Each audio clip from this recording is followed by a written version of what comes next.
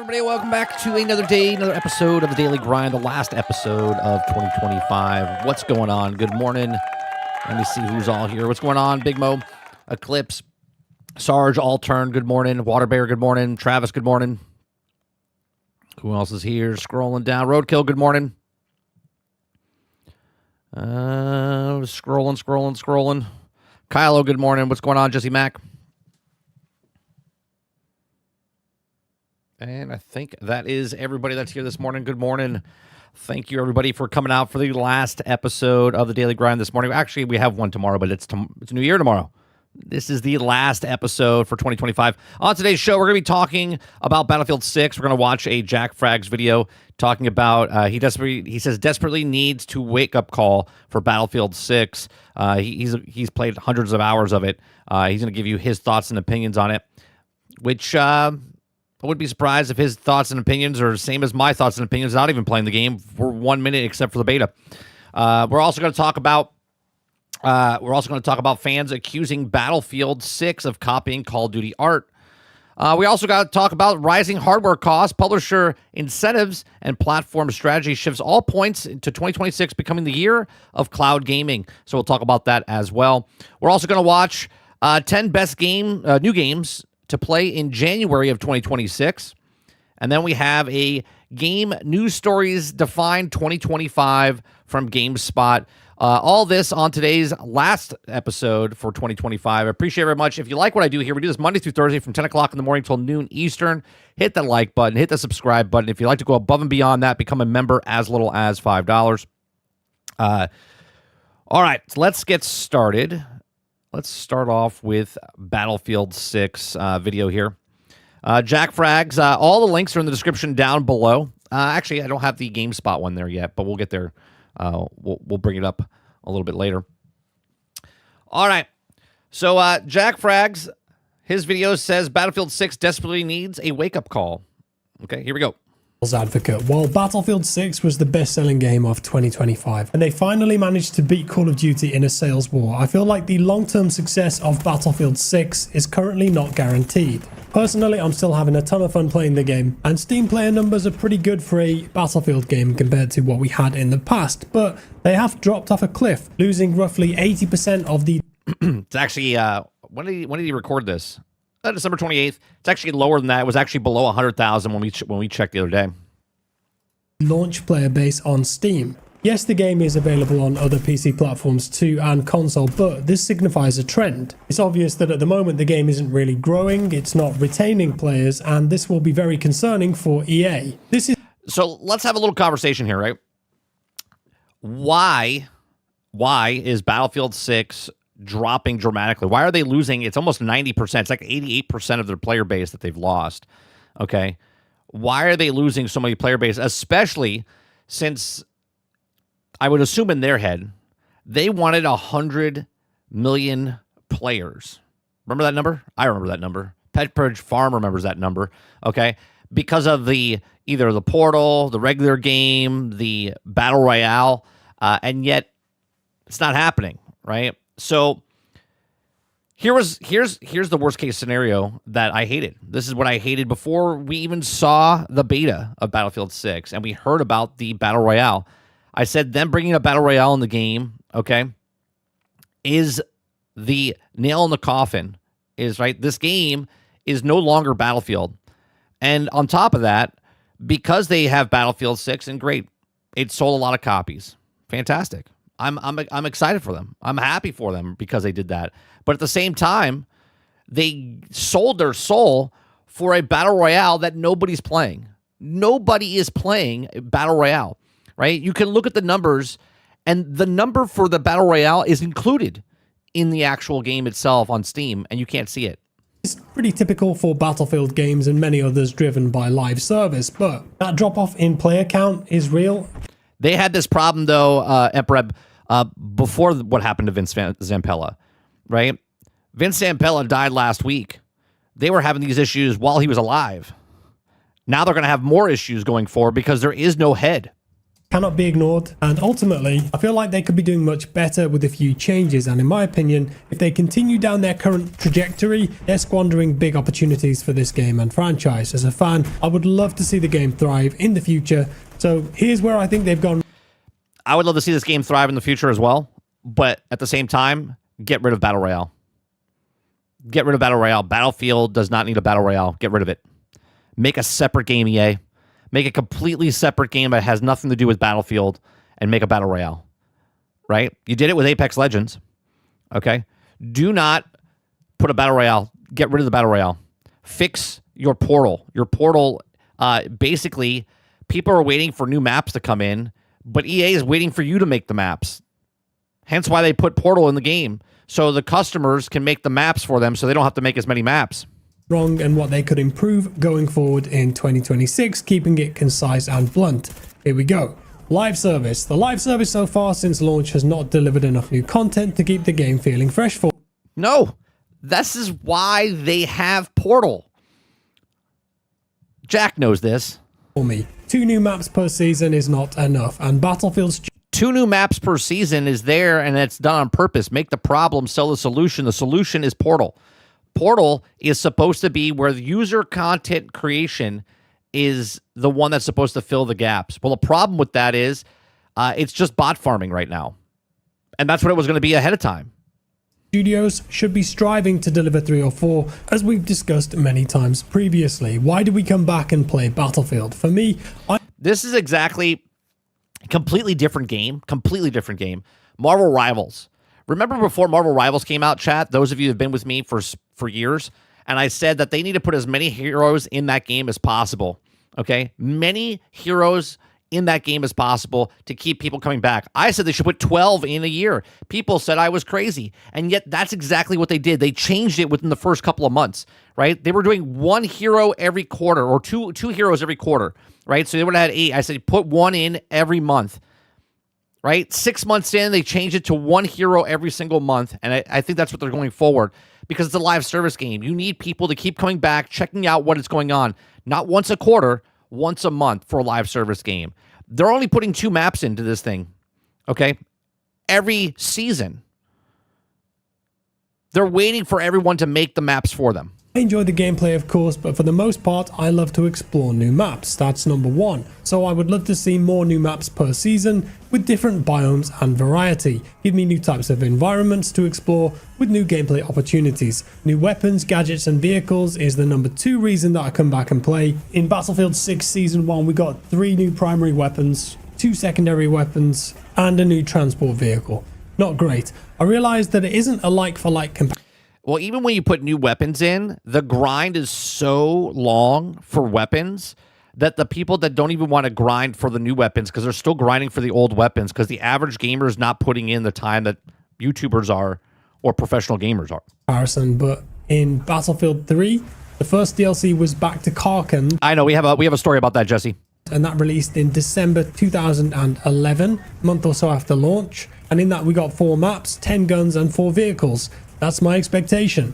The F6 live service in the future should focus on more new maps and toys, rather than new game modes and gimmicky events that are flash in the pan and people don't remember or stick around. I missed what he said. Let me back up here. My son came in and talked to me for a second. A month or so after launch, and in that we got 4 maps, 10 guns, and 4 vehicles. That's my expectation. The F6 live. That's a very good point right there, right? The expectation. Let me rewind again and listen to what he says. Okay. Weapons and a new transport vehicle. Not great. I realized that it isn't a like-for-like comparison, but in Battlefield 3, the first DLC was back to Karkand, and that released in December 2011, a month or so after launch. And in that we got 4 maps, 10. 1 month after Battlefield 3 came out, 1 month, they gave 4 maps, okay? 4 maps, 1, 2, 3, 4, 5, 6, 7, 8, 9, 10 weapons, and 4 vehicles, right? Guns and 4 vehicles. That's my expectation. That's his expectation. Now, obviously, your expectation is not the rule. But when you, the developer, in the past have put more stuff, more content in the game, this is exactly why I have my stance on video games with live service, right? This is why I don't buy a Battlefield. This is why I don't get Space Marines 2 right now. Even though everyone's having fun and they're having great games, these games are not complete. They have sections of the game they had to work on that they didn't put into the game at launch or release, okay? And they put it in after the fact. The expectations for Battlefield, guys, from all the Battlefields prior, is this is what it is for a release. Okay, and this is before microtransactions. This is before live service games, really.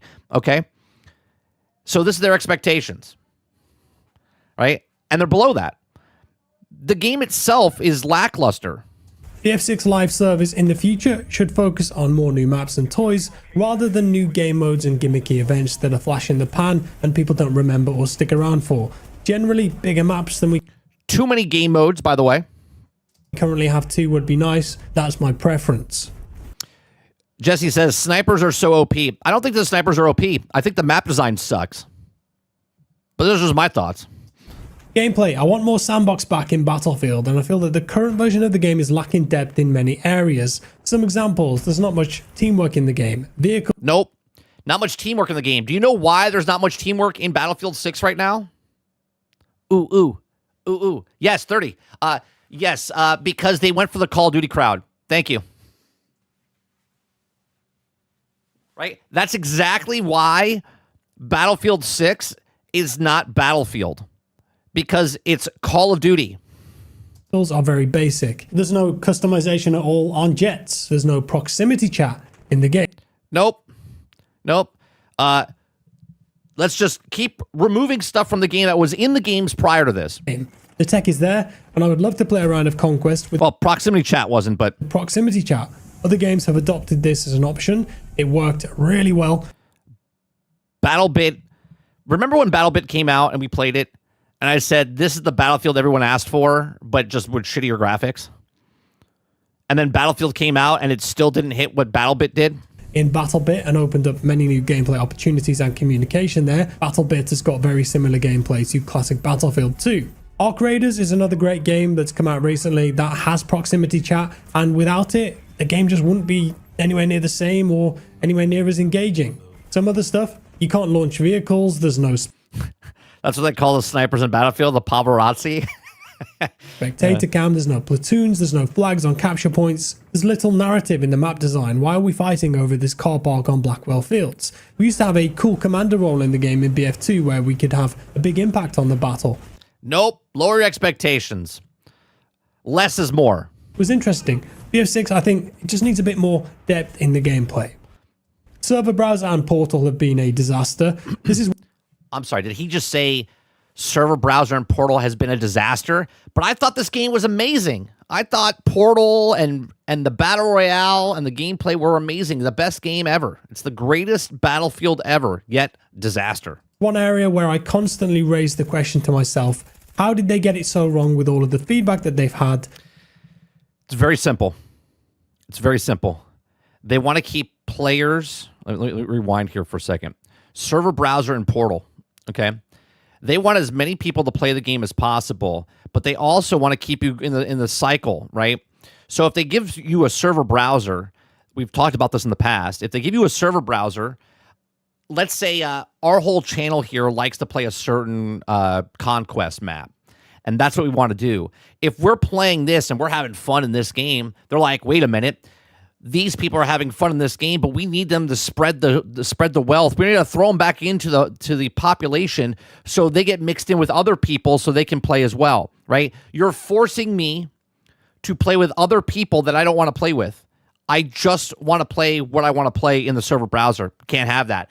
Then they have the portal. The portal is supposed to be where, oh, well, you don't like what you have here? Well, go make it for us. Go make the game for us. Instead of just doing this. Now, when people bring up, I think Mo brought it up earlier with Forge, okay?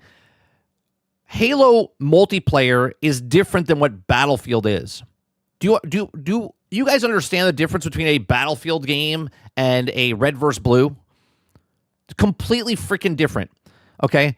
People that are in Halo that were playing the maps are like, oh, cool, we get to make our own maps and do all the things. That's cool.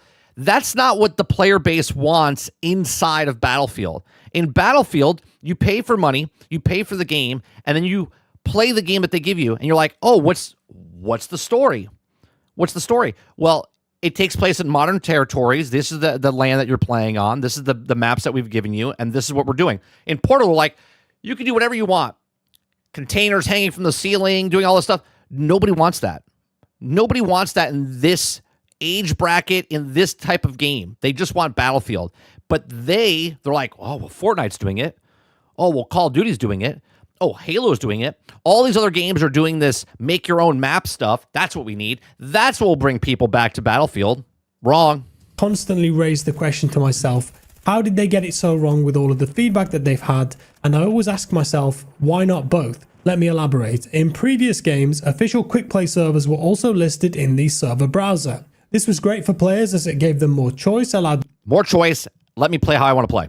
Them to guarantee playing on a specific map. It allowed them to skip the matchmaking queue times, allowed them I don't like your shitty map. I don't want to be tossed into that map. I just want to go play these 3 maps that I want to play. To play with more than 4 people, and it allowed them to play on local low ping servers. Very important. Look at this. Bot farm.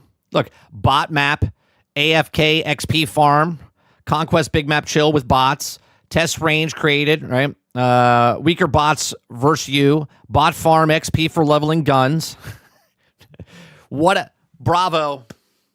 What a great game everyone's playing. Certainly, though, it created a behavior of players to use the server browser, meaning that communities had an opportunity to grow and community-hosted servers. Who could have seen this coming? Who could have seen this coming? Could thrive. The matchmaking in Battlefield 6 kills any sense of community, and I think it's really sad to see that go, as that's one of the important ways that a game can hold on to players and expand. Any game in the world, bringing the community together, but you literally got rid of the community. What Battlefield did is basically what people have been doing the last couple years, where it's for the modern audience, for the people that were trying to buy the game that never played those games. They're trying to go for a clientele that wasn't playing this game. And guess what? They're still not playing this game. We don't have any official persistent server. And you suckered and tricked people that were Battlefield fans to come back, that they haven't been playing Battlefield since Battlefield 1 because they didn't buy Battlefield 5, they didn't buy Battlefield 2042. They came back because people were buzzwords saying that Battlefield's back, baby. And here we are. But fix it, please. Either. I find it hard to swallow that Battlefield still haven't added official servers with official rule sets, which are persistent and rotate. The game wasn't supposed to be out till spring of 2026. This game is not even supposed to be out yet, guys. They pushed it forward because Grand Theft Auto opened up that section. Through all of the Conquest maps with 64 players. This was one of my favorite ways to play Battlefield games in the past, but now it's gone. Please add that option to the menu. What's gone now? Sorry. Rotate through all of the Conquest maps with 64 players. This was one of my favorite ways to play Battlefield games in the past, but now it's gone. Please add that option to the menu. It should have been there at launch. Portal, as expected, has sadly dissolved into bot farming XP servers. There's so many cool and amazing. Who could have seen this coming? I said this before the game even launched, before they even showed us Portal. Experiences created by players already, but there's little to no visibility for them, and when you play on them, you get barely any XP. They've only just started to feature some experiences in the menu, but again, they have limited XP. The whole thing is a huge wasted opportunity, and I hope that the Portal... Wasted opportunity, but here's the good part about this, right? The developers didn't put a lot of time to this. They wanted you... What's going on, Roic? They wanted you to put a lot of time into this to make the game... To give them time. You guys understand this, right? They wanted you... What's going on, Mr. Luke? They wanted you, us, the players that bought the game. I didn't buy the game, so I'm not part of us, right? But they wanted the people that bought the game to basically load it up so people don't get bored and leave. Yet, because they didn't make the content enough. They didn't make the content enough for the game when it launched, so they had to put it on you to make the content. And they're like, nah, I'm going to make bot farms. I'll do that until I wait for them to make the rest of the game. Team get to continue working on this project and that the bigwigs take it seriously because the potential is huge and it's just being squandered and mismanaged again. I'd love to see Battlefield Step up and officially host and promote Portal experiences that are unique and fun to play on, and give full XP to those. Be a bit more hands-on with it. The Portal servers also run at 30 tick rate too, and this means that they feel significantly worse for lag and hit reg. Yeah, it's so great. So great. Compared to the 60 Hz servers in the main multiplayer game. Another reason for people not to want to host or play on them. In the past, we could pay for high tick rate servers. I don't understand why that option went away, because surely that's an easy money maker for EA. Well, they can't ask for server stuff as they're charging you for battle passes and stickers and everything else. Hey. A couple of big reasons that there are so many XP farmers on Portal 2. For one, when the game launched, it had insane challenges to unlock basic class gear and guns, which was a big mistake. And for two, the basic weapon grind in the game is way too demanding for the average player. You don't say. You don't say. Right? The foundation of this game, because in the past we just played Battlefield because we wanted to play Battlefield.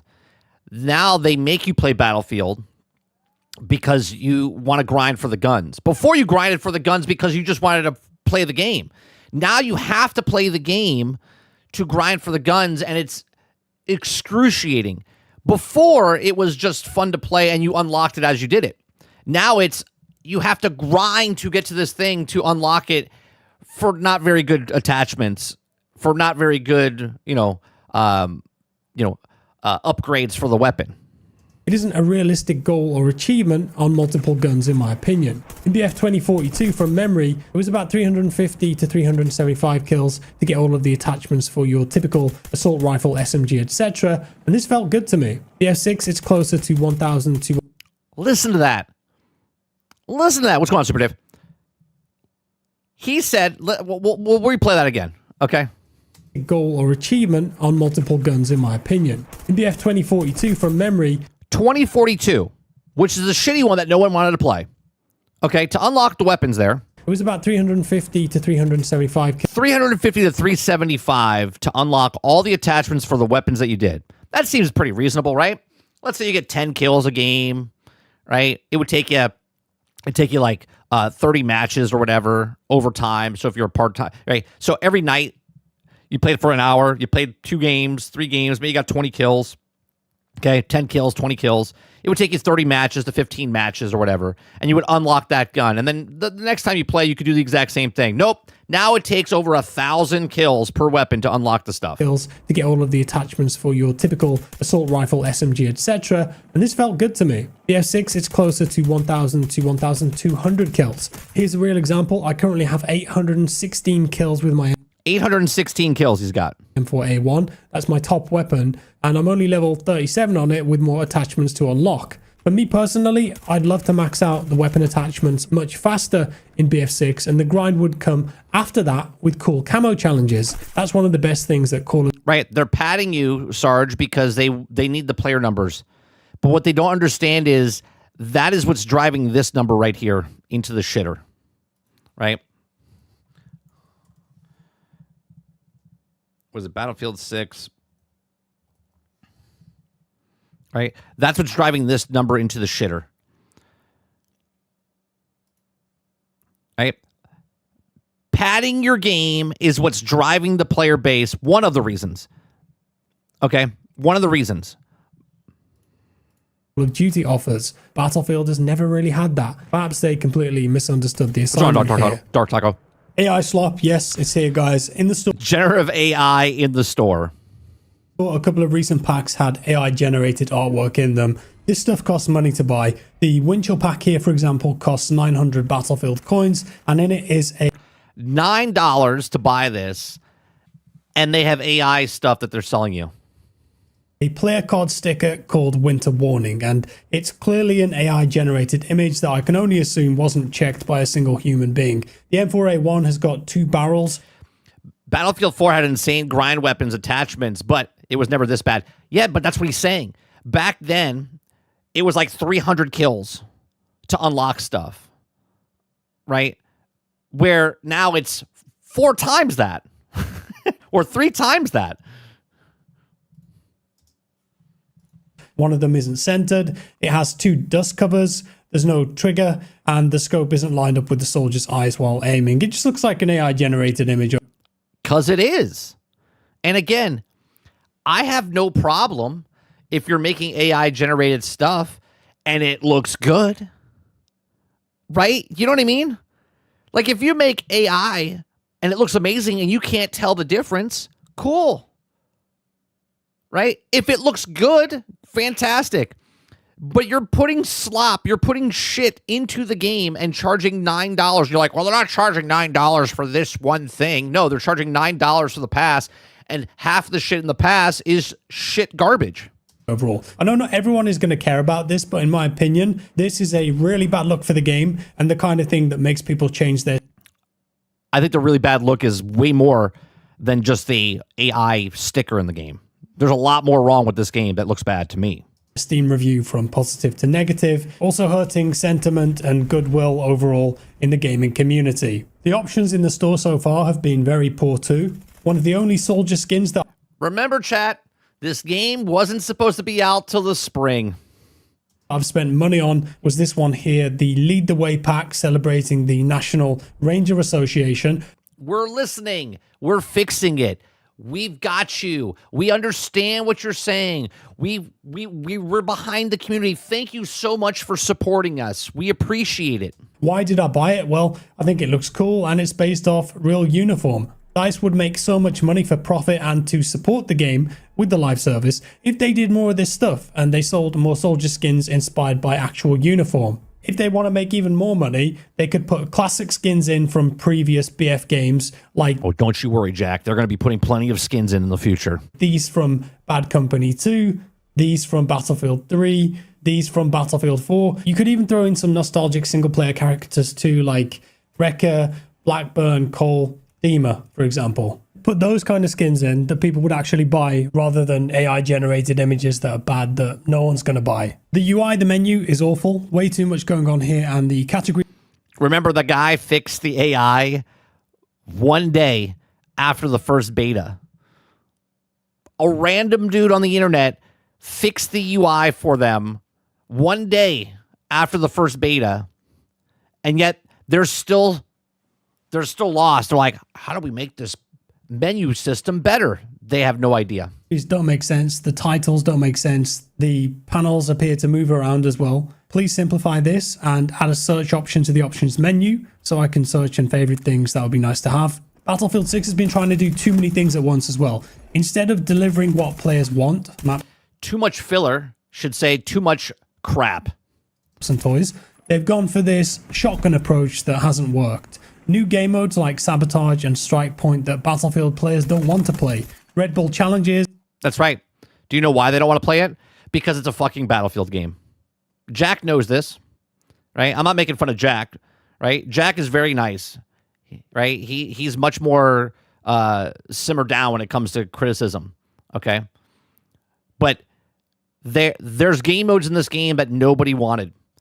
There's game modes in this game that are Call of Duty game modes.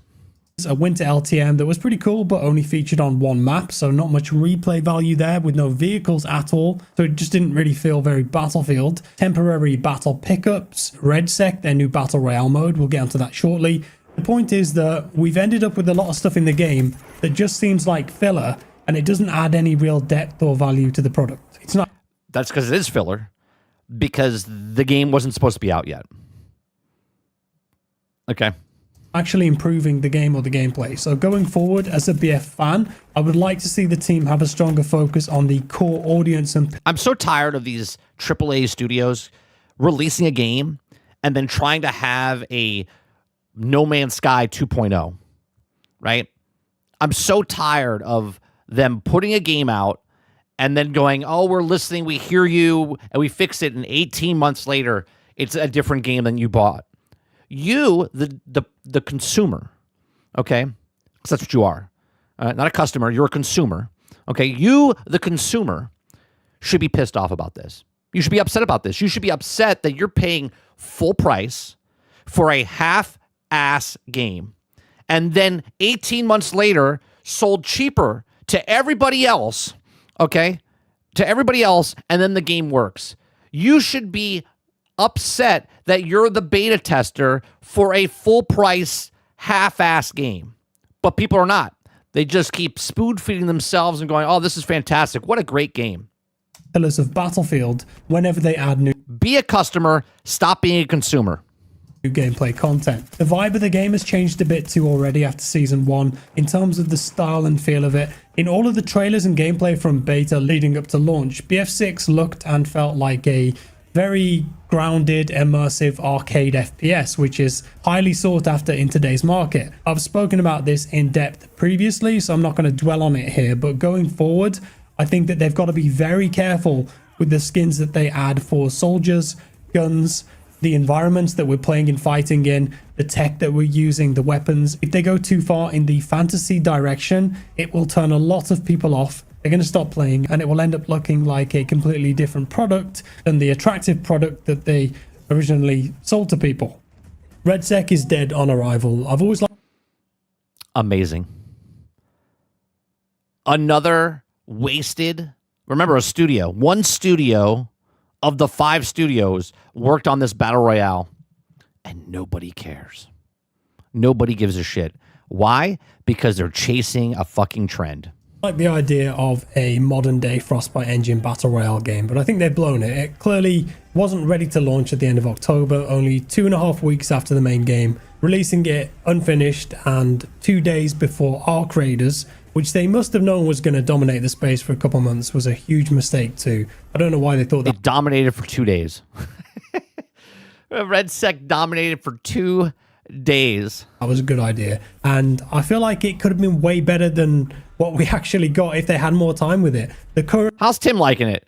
How's Tim the Tap Man loving this battle royale? Can we just have this battle royale? I remember that video. You remember that video, guys? I remember that video. Offering has not delivered on gameplay, map design, fun. It's got laggy 30Hz servers, awful loot, overpowered tanks, and painfully slow leveling for free-to-play players. Honestly, at this point, I think the best thing that they could do is relaunch it at some point when it's actually feature complete.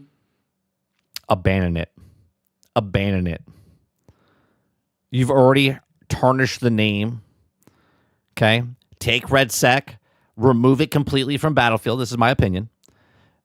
Make it a separate free-to-play game that's not connected to Battlefield in any way, shape, or form. Just remove it. And finished. Or get rid of it. And change the name to Battlefield Royale. Here, I'll rewind it for honestly, at this point, I think the best thing that they could do is relaunch it at some point when it's actually feature complete and finished, and change the name to Battlefield Royale. I briefly wanted to mention netcode too, as that seems to be quite ropey still. How? How is the netcode bad? Amazing. I love the fact, okay, and you can call me, I'm like, tooting my own horn here, but I said all of these things before the game came out, looking at the footage they showed, and I said, oh, don't worry, it'll get fixed 12 to 18 months from now. And here we are. We're only 3 months in. Okay, we're only 3 months in. 3 months? October to November, 2 months, almost 3 months. Okay, almost 3 months. Still the same shit as it was before it launched in the alpha or beta just months before. So technically, from the beta to launch, it's been, what, 5 months? Bullets not registering, dying behind cover, and instant time to death with loaded damage are all regular occurrences in your average match. The netcode, of course, fundamental to core gameplay, and that needs to be improved. Wrapping things up, I know a lot of this stuff could seem trivial to you, and it's just a game, bro. I get it. But for me, I want to see this game succeed long term and have... So do I. So do I. And that is why I didn't purchase it. Because if you want something to get better, you have to let it burn. You have to let it burn. Nickel and diming you for the next 4 years until the next Battlefield comes out, okay, is just silly. Okay? You have to let it burn and die on the vine. Okay? They will never fix this because they'll just move it over to the next Battlefield game. Make the same mistakes and do the exact same thing. Why? Because it sold 7 million copies. Why? Because it sold 10 million copies. And because consumers bought it and made 10 million copies. They look at it and go, they love it, and they're going to make the same shit. And yet it's still broke, it's still buggy, it's still not complete, and yet enjoy it. Eat it up. Eat it up. I will play this when it's on Game Pass. Countdown 7 months, maybe 8 months. It will be on Game Pass, and then I will play it. And then I will tell you I'm having a good time. And by that time, 8 months, which will be a year from now, from when it launched to when I start playing it, I'll go, hey, you know what? It's actually a better game now. But it's still 6 months off. A Battlefield game that I can play and enjoy and be entertained by for a couple of years before the next one comes along. And based on what I've played and seen so far with Season 1 especially, I can see a future where that doesn't happen and we're all a bit underwhelmed and disappointed. I'm actually seeing a lot of the same mistakes that COD made over the last 5 years rearing their heads already. And these things build up and compound over time. This is all just my opinion too. I'm not saying that I'm right. It's just how I'm feeling at the moment as a big Battlefield fan. And I appreciate that it's very difficult to make these games, and the developers, they put a lot of love and time into this.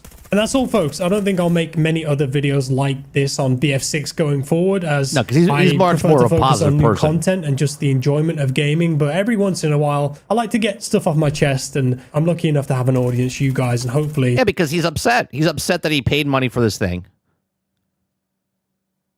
I can... That's exactly right, Sarge. Yeah, Roadkill, you can buy any game you want from me. But if I don't like the game, you're just wasting your money. So instead of buying me a game, give some memberships. Resonate with you in some way. Generally speaking, I still think BF6 is a fantastic and fun game, and Battlefield is back. It's back on the map, no doubt. But saying that though, maybe they've made a few mistakes already. You know, no one's perfect, but there's always opportunity to fix things, change direction, whatever that might be. Thanks for your support. More videos coming soon. Drop me a like, subscribe if you're new, and I'll see you next time. Bye-bye. There you go. So, Battlefield. Still Battlefield, guys. It's still Battlefield.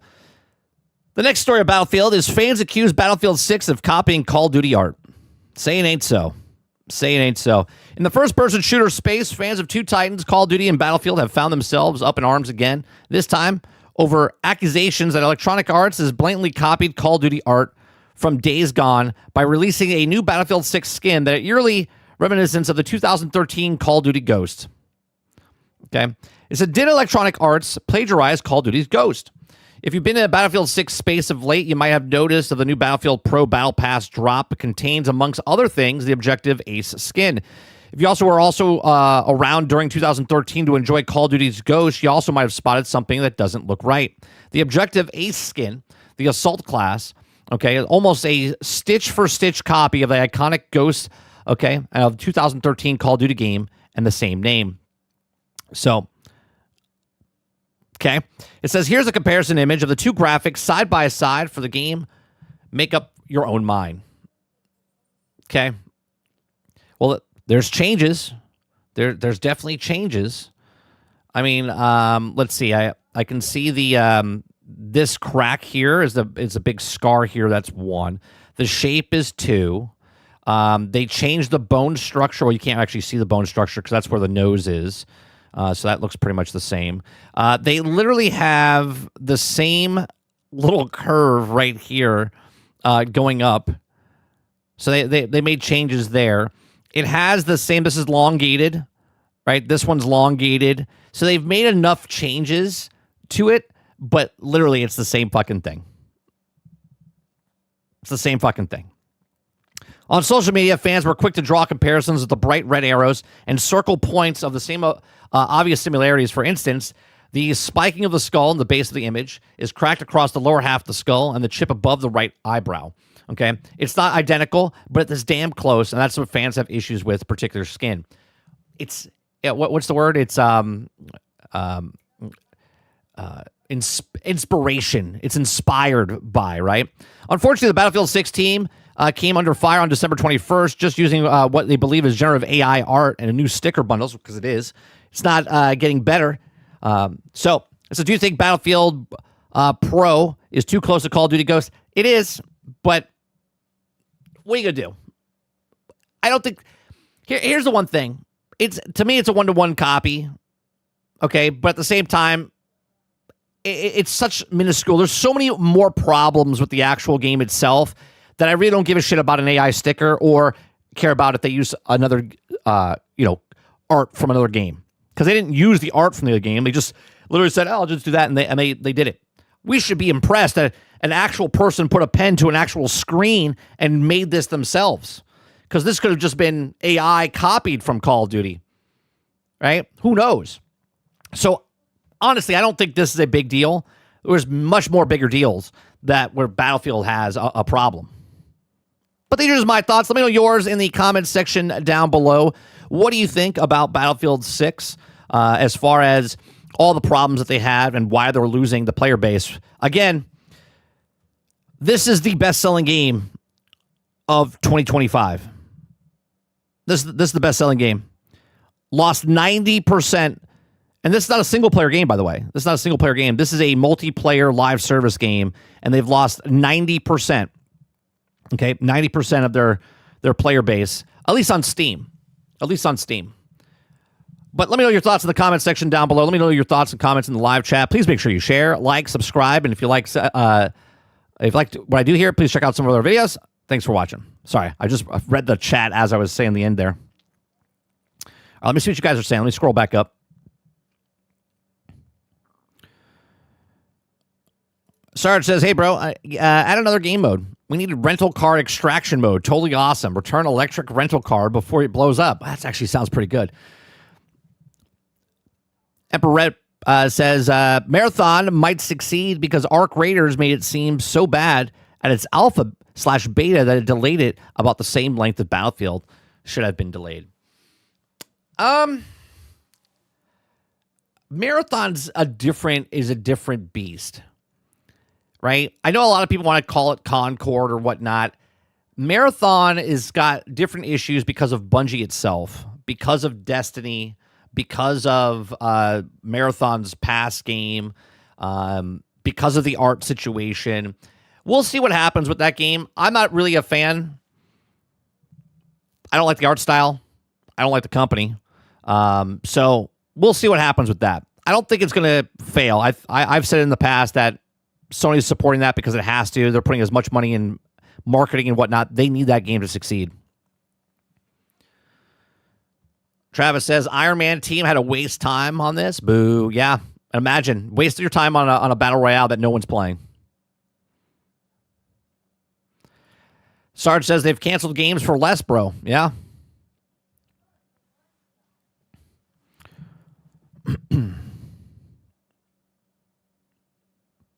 Roadkill says, you think they're going to let it burn? It has the best-selling Battlefield 6 ever. Beat Call of Duty. It's not the best-selling Battlefield game ever. Not buying it is not going to do anything. I don't believe. Not buying the game is not going to do anything. People complaining and not buying the actual game and people that are leaving the actual game will change the game. Because it's a live service game. It has to live on. If it doesn't, then they just move on to the next one. If they don't care, I don't care. But I'm a customer, not a consumer.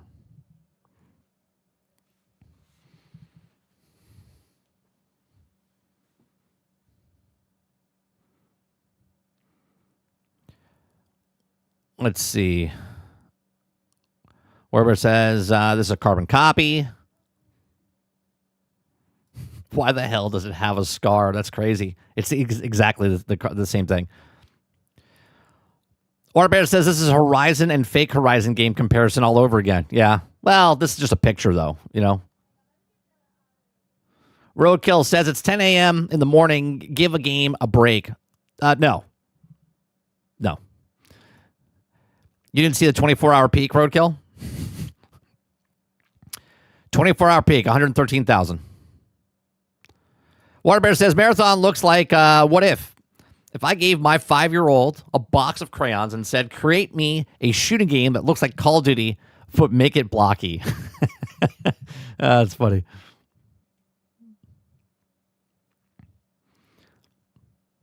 Waterbear says, and I don't have a 5-year-old. Yeah.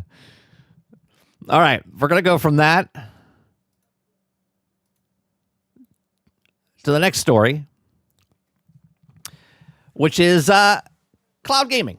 I saw this article. I just saw the title. Haven't read the article. It says rising hardware costs, publisher incentives, and platform strategy shifts all points to 2026 becoming the year of cloud gaming takeover, whether players want it or not. I mean, if 2026 is the point of where cloud gaming becomes the majority, I will laugh my ass off because I said 6 to 7 years. Some of you guys, I remember who you are, okay, in this channel and also Lono's channel said, no, it's going to take at least 15 years. And I laugh at your face. Then I laughed at Kirk. What was his name? Kirk, right? That was on the podcast with us over there, right?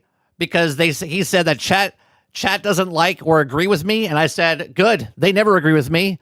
And we'll see what happens. Here we go. Man, I hope 2026 becomes the cloud shift and it becomes the majority of the market. I will laugh my ass off. Okay? Man, I wish I could laugh my ass off to the bank, but I will laugh my ass off. Okay? So, rising hardware costs, publisher incentives, and platform strategy shifts all points to 2026 becoming the year cloud gaming takes over, whether players want it or not. If you guys like what I do here, we do this Monday through Thursday from 10 o'clock in the morning till noon Eastern. If you like it, hit that like button, hit that subscribe button. If you'd like to go above and beyond that, become a member as little as $5. You just cover news stories, have conversations, give you my thoughts and opinions, and get your thoughts and opinions after as well. Okay, so the industry has already made its choice, and the cloud isn't waiting for your approval. That's right. Remember all the talks that we've had? I said, you guys want to buy physical copies. I said, you can until you can't. You will until you won't, because you won't be able to. You won't be able to buy a console because they're not selling consoles. You won't be able to buy a video game hard copy because they're giving you digital. Okay? You don't have the actual choice, consumer. Keep consuming. All right? So it's tough to be a PC gamer in the last few years. And I've also had pandemic ensuing chip shortages, and I've also been crypto bros scooping up every GPU, and it wasn't nailed down. And now AI needs it all for RAM. RAM is going up in price astronomically, and unfortunately the key component of PC, but it's also not worth buying when it costs what it does right now. I've probably blown this trumpet before, but I'm also going to do it again. Cloud gaming is the answer, okay? Or rather, it might have been the answer for many, whether or not you like it or not. It can't be built your own gaming PC, but at least you can turn to someone else. Okay, make the problem, sell the solution. Cloud gaming doesn't require a powerful PC or a PC at all. The major benefit of cloud gaming is that you don't need much of a PC to take advantage of it. You don't actually need a PC at all. RAM prices are, you would imagine, going to catch up with everything in aspects of PC market before too long. If the prices don't settle, it'll be inevitable that the laptop, handhelds, pre-built desktops, and even consoles and smartphones could start to see a related increase. Cloud gaming makes you worry away of somewhat because you don't need new hardware. You can also play on your current phone, your smart TV, your existing laptop, your desktop, and anything without a web connection and browser, or with a web connection and browser. Consider also, in some cases, the cloud could actually be giving you an upgrade. NVIDIA's top-tier GeForce Now gives RTX 5080 level graphic performance, and if you don't have one of those already, you can borrow theirs. Okay. Xbox Game Pass also upped their cloud gaming of late. Imagine that. Came out of beta and all of a sudden now it's higher. If you're an Ultimate tier subscriber, you now get high-quality streaming options at 720p and 1080p alongside the 1440p max quality settings. My colleague, Jez Gordon, recently took a closer look at the 1440p cloud gaming of Xbox Game Pass, and results speak for themselves, even if it looks like carefully staged rollout. Okay. It says, while Xbox Cloud Gaming is geared primarily at Game Pass subscribers, it does also boast growing stream your own game catalog. NVIDIA GeForce Now is entirely this model. Buy a game and supported platform and streaming it to your device.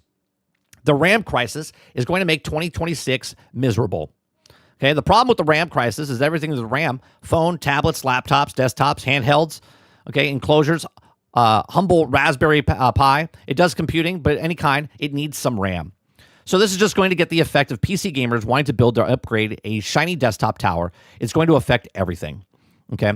It says, we're yet to really see how bad it's going to get. Obviously, buying sticks of DDR5 RAM right now is the best thing that you've seen, or the biggest one that you've seen. PC maker Main Gear is now advising customers to bring their own RAM to the systems they build to try to mitigate the cost somewhat. Likewise, Framework, known as a modular system, has already issued multiple updates to pricing based on how expensive RAM is getting. It's doing a better job at keeping prices down at Apple, who really surprised, but it's also this is going to start affecting every company making hardware. Keeping your existing hardware and using cloud looks like making the most sense. Okay. In 2026 really doesn't look like being a fun time for anyone who wants a new PC, especially if you want a PC for gaming. Already expensive hardware has a potential to skyrocket, and that's no fun for anyone. This means that hanging on to whatever hardware you currently have looks like making most sense, unfortunately, or fortunately, with the advance in cloud gaming technology in recent years. For many, this looks like it's being an alternative. Everyone thinks that this just came out of the blue. Everyone thinks this just came out of the blue, and they're like, oh my God, I can't believe the RAM prices are going up and all this other stuff. The people in the industry knew what was going on. They made the changes. They raised the prices. They did what they did. Okay. The reason they didn't do what they did before is because they knew it was coming. They know the storm is coming. They have the radars. They have the people they know who to talk to. They know what's going on. Nintendo, Sony, Microsoft are not enemies. They are allies. Okay. We're not enemies either. You're just the customer. You're just the consumer. But they, love when you have a real rah-rah, oh, Sony's better than Xbox, and Xbox is better than this, and Nintendo's better than these guys, right? They're all on the same team. They knew what was happening, and this is exactly what's happening. Why do you think, I've said in the past, they're playing like 4D chess. They know what's happening. Hence why companies are going certain directions. Certain companies are buying up certain companies. Why? It's all making sense now. Okay. NVIDIA and Microsoft are the best bets in the space right now with the options of both stream Game Pass games and ones to buy. NVIDIA's case is with the implied 100 hours per month cap. It's amazing why they're doing a cap now, right? Do you know why they're doing a cap? Because they know they're getting a shit ton of people coming in. This is their preemptive. We're going to have a shit ton of people doing cloud gaming, so we need to put a cap on the people that are already playing so we can mitigate what's going to be happening in the next year. Okay? You're going to get access to better gaming PC and cloud than most of us have at home. At the very least, you're going to be worth trying. Both can be used without paying for respective top tiers, so you can also at least get a feeling for it before committing. Sure, you won't answer for everyone, but it still needs to be reasonable good internet connection to get the best experience. But given the costly alternative, we might not have much of a choice coming this year. Hey, give me 1 second. Give me 1 second. Give me 1 second. There's someone at my door.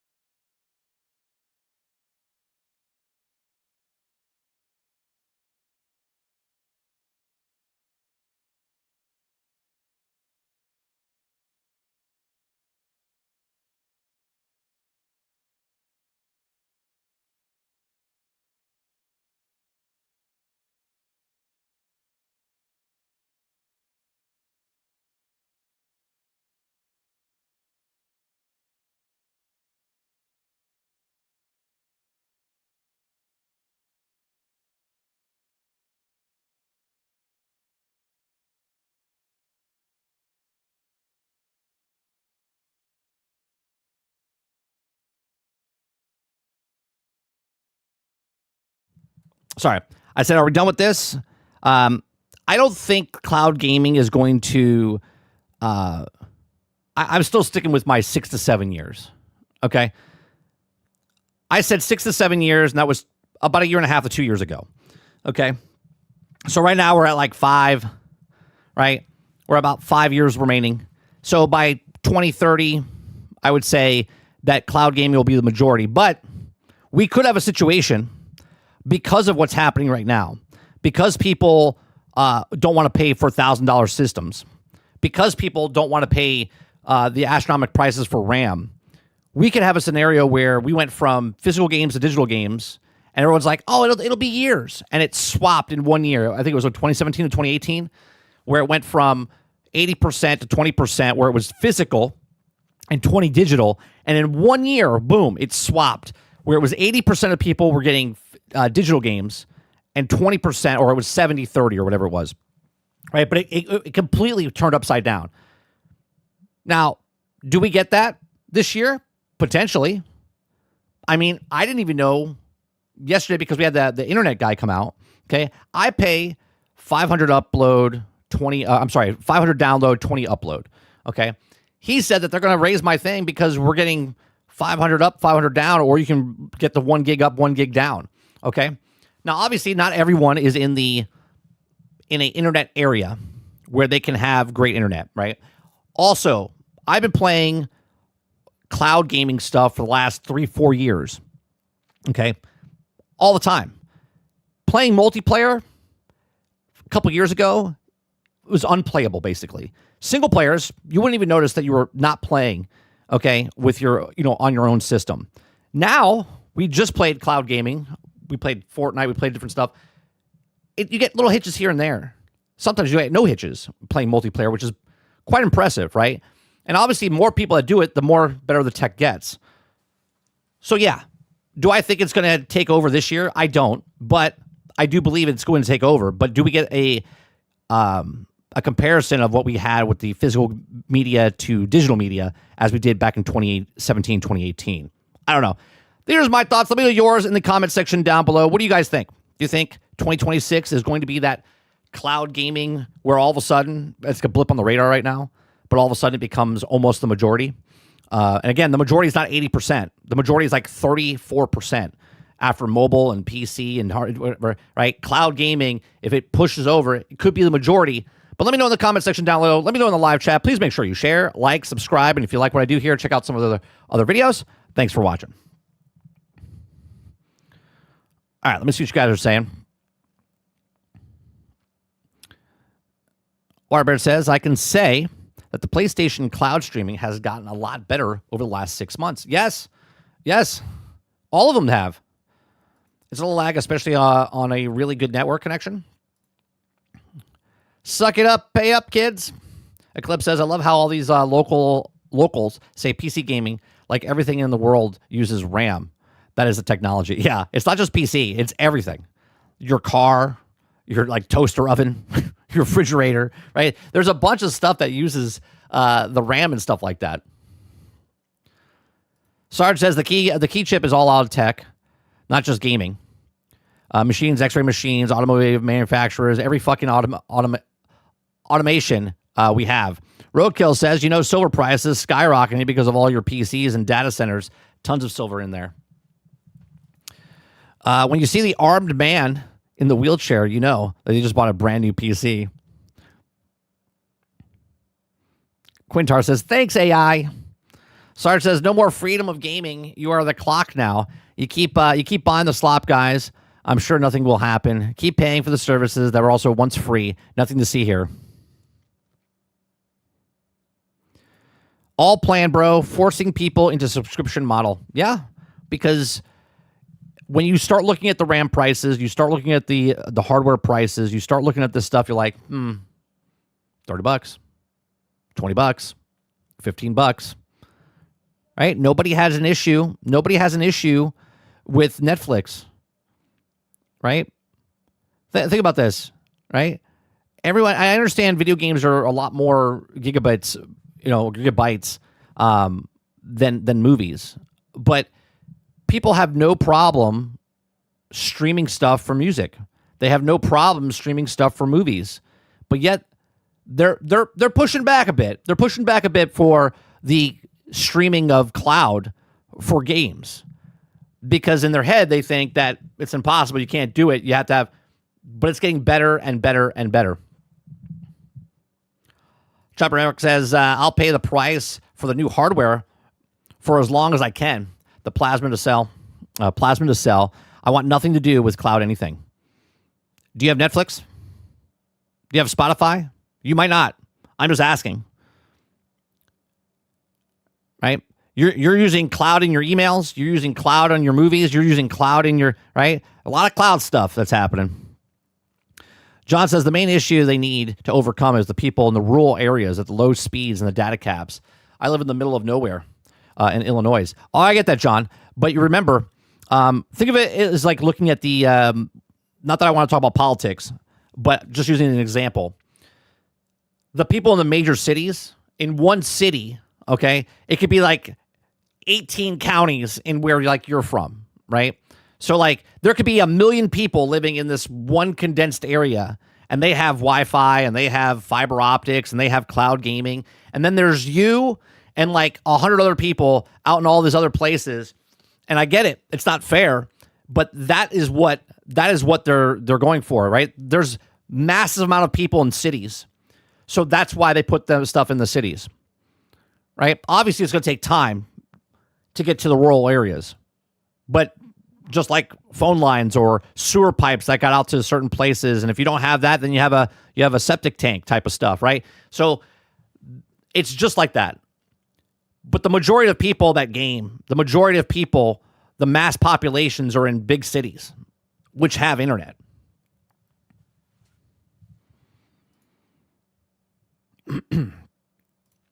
Yep, you shouldn't be paying to play games online. Chopper, you don't use email? You don't have any. I have a septic tank, John. I'm the same. I'm off grid for most of the stuff that we have. You don't have email, Eric? You don't use cloud?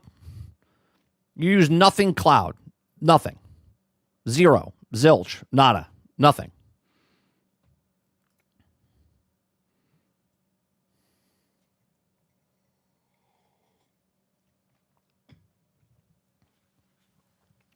Krabby says, I have a problem with my image flickering on Netflix sometimes. It's annoying. Netflix, let me tell you about Netflix. Netflix is, okay, they tell you that you're getting like 1080p. They're telling you you're getting 4K. You're not. You're not.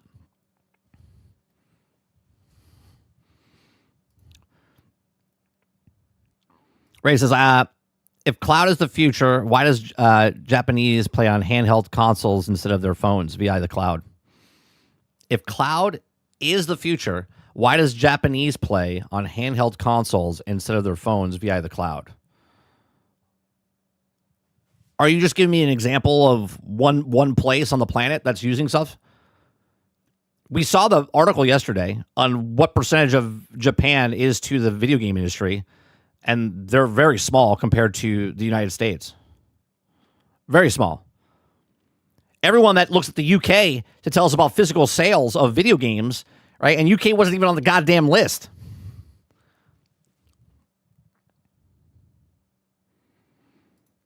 Waterbear says, my man said he doesn't use anything cloud. Hell, he doesn't even like to look at clouds in the sky. Of course I do, but I do not subscribe to any streaming service at all or any entertainment. Okay. I mean, again, you can stay as long as you want. I mean, there's people that didn't want to, rent from Blockbuster because they didn't want to get a credit card. I get it.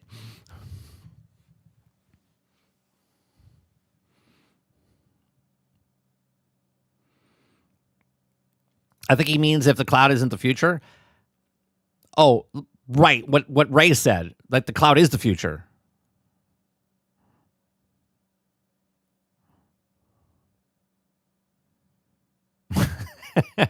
Travis says he doesn't even like cotton candy because it reminds him of clouds. Plummy says cloud gaming is the future, just like buying digital is the norm.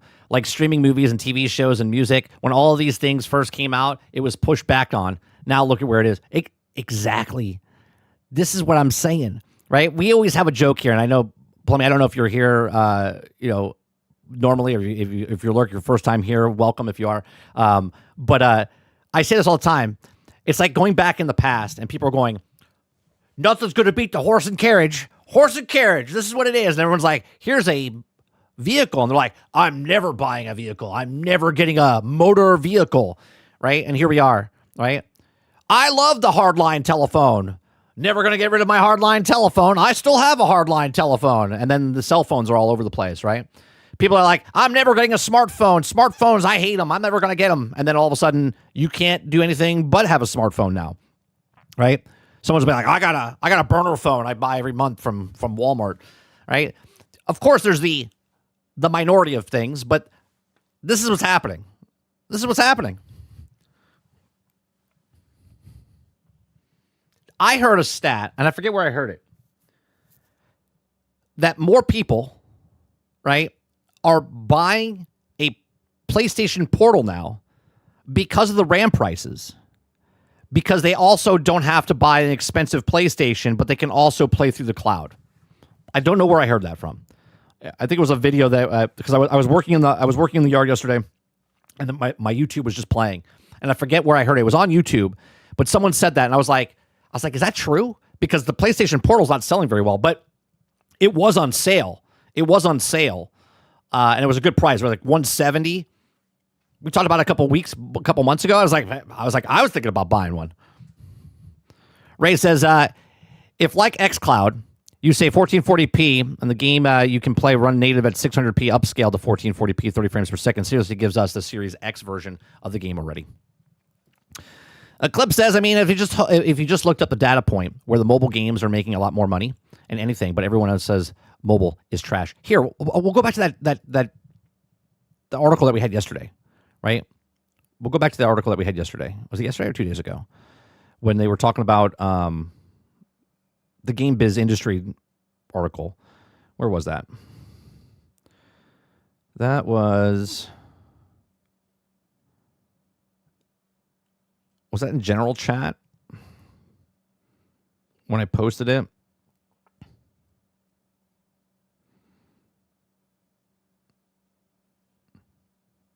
I posted the look, but then I went to the actual site, and they go into here. Let me see if I can. GameIndustry.biz, right? Is that what it was?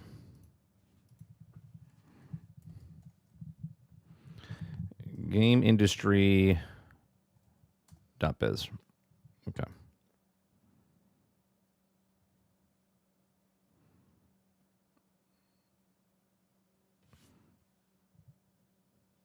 Most talked about games or whatever. We had the thing. I can't find it now. I'll keep scrolling and see if I can find it as we talk. King Webb says cloud is the future. India, China, Japan, Eastern Europe, next generation mobile PC is in cloud. And cloud. It's fake. The PlayStation 5 was on sale for cheap. Portal's a decent device if you have good internet. It was a terrible device when it came out, Dark Taco, because it didn't do what it does now. Kyle says, Mike, did you hear the story of the new postal game getting canceled? Yes. We're not going to watch it on screen. I watched it yesterday. I watched it yesterday with Young Yeah, and I was like, what in the world is happening? So a quick synopsis for you that don't, right? So there's this game, a postal game that was coming out, and people criticized it because it looked like AI, right? So they said, hey, is this AI or whatever, blah, blah, blah. And then the company Running with Scissors, which was the publisher of this other game, which is Gooner Games, is that what it was? Gooner Games was making the postal game. They came out, and the head of Running with Scissors, okay, and just started yelling and screaming at the fans that were asking questions, okay? And he's like, this is not AI. The next day, they closed the studio down. And I'm like, hold on a second. You're yelling at people saying it's not fucking AI, but then you close the studio down the next day. And I'm like, what in the world? That doesn't make any sense. Then they come back and they apologize, but not really apologize. And then they come back out again to, fan the flames a little bit. And then they say there's death threats. And I'm like, oh, here we go. Right? There's the MO for anything that happens. You call someone out. It's either there's death threats, and that shouldn't be done. If there's death threats, remember, if anyone threatens you, blast them. Blast them online. Okay? Death threats, blast them. Right? Show them. Show me the person that didn't get threats so we can see him and go, this guy's an asshole or she's an asshole. Okay? But then on the other side, it's always you're sexist, you're racist, you're misogynistic, right? Anytime someone feels any kind of criticism in any way, shape, or form, right, They threaten you instead of being actual threat. And if there is a threat, just show it. Just show the actual death threat, right? I don't understand. They're like, I don't want to dox the guy that's death threatening me. It's like, if he's threatening your life, then you should blast him. You should show it. Shut up. Show it. Show it on Twitter. Blast it. This guy is an asshole. Very simple. Okay. Right? Yeah. Show the receipts. Show the receipts. It's amazing. Yeah, the whole story is absolutely crazy. Ray says the PlayStation Portal is literally the Android handheld. Look, when I play on my Backbone on my phone, I kind of wish my screen was bigger, right? The Portal's bigger. Right? The Portal's bigger. It's nice, but I'll tell you what, for $170, it's a good streaming device. But if you already own a phone and you can get a Backbone, same thing. Same thing. And a lot of the fans are just saying, hey, this looks like AI. And they were calling them names and everything. They're saying stuff like that. Yeah, they attack because they knew what it was. So he says Battlefield's dead. Well, Battlefield's not dead. Battlefield is not dead because it made a shit ton of money because it sold the actual copies that they sold. But no one's playing the game. They lost 90% of their player base right now. Did you see the recent news about 007 and the modern audience? I did. And Travis said that the guy didn't speak very good English. This is not Travis defending. This is what they came out in an article.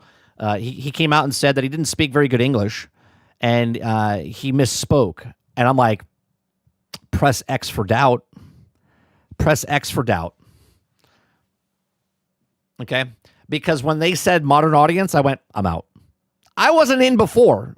We went frame by frame, looked at the trailer and stuff when they showed the gameplay footage, and I went, there's something off about this game. I'm going to hold off. Then they delayed it. They delayed it by 2 months. So either they're fixing the stuff that I pointed out in the game when we watched the actual gameplay, or the game's going to be bad when it comes out. And it doesn't matter that 2 months passes because it's still going to have issues. But it's dead on arrival for me because of the key term of modern audience. First of all, James Bond doesn't need to have modern audience. Okay? Doesn't need to be. James Bond is James Bond. When you say James Bond, we all know what that means. We all know what that means. I mean, again, I'll wait to see if the game itself, I don't trust articles anymore because they love buzzwords. But yeah, trust my own eyes. I mean, he did say it. It's not that he didn't say it. He said modern audience. It wasn't that the article wrote a lie about him saying modern audience. It was an interview, and he said modern audience.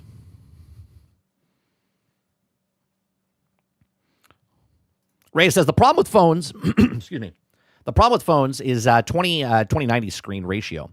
We have to get a 6x4 inch, 16:9 ratio display. It'd also be big enough for streaming and remote play. That's why I think the PlayStation Portal is a good device now. It wasn't a good device 2 years ago when everyone says it was selling like hotcakes and it was awesome and it couldn't even connect to fucking Wi-Fi and you couldn't play your games. Now you can literally buy a PlayStation Portal and not buy a PlayStation and buy games and play games, but all on the cloud. Why do you think PlayStation did that? Because they knew it was coming. They know it's coming.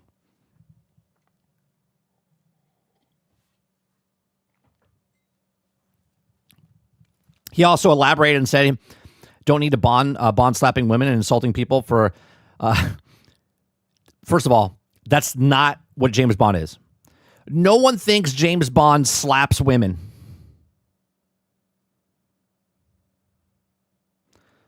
Jason says, game looks like garbage to me already, but it's just funny that they did the meme. Yeah, it's amazing. Jesse Max says, I've read all the James Bond books. He was a Cold War spy. That's right. That's right. Man, I've been getting a lot of free games daily. I should be doing this for a long time. A clip says it's like when I think of James Bond, I think of Uncharted. Oh, with Epic Games, Mo? Right, Dark Taco says, who the fuck thinks James Bond just beats women? Right? That never That never comes to mind. If the first thing that comes to mind is James Bond, okay, when I say James Bond, the first thing that comes to my mind is shaken, not stirred, right? Which is the drink. Second thing is the car and the women, right? The women that he has relationships with and the cars that he drives, right? And then just badass because he's a spy, right? That's what comes to mind. And nowhere in my mind, I'm like, James Bond, he's a woman beater. like, what are we talking about?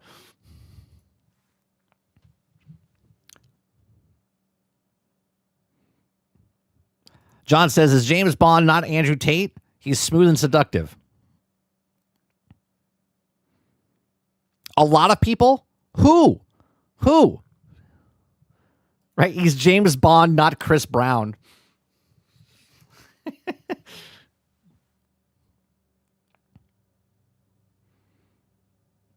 PlayStation's smarter than Xbox, in my opinion. Microsoft moves too fast while leaving everything else behind, while Sony moves slowly.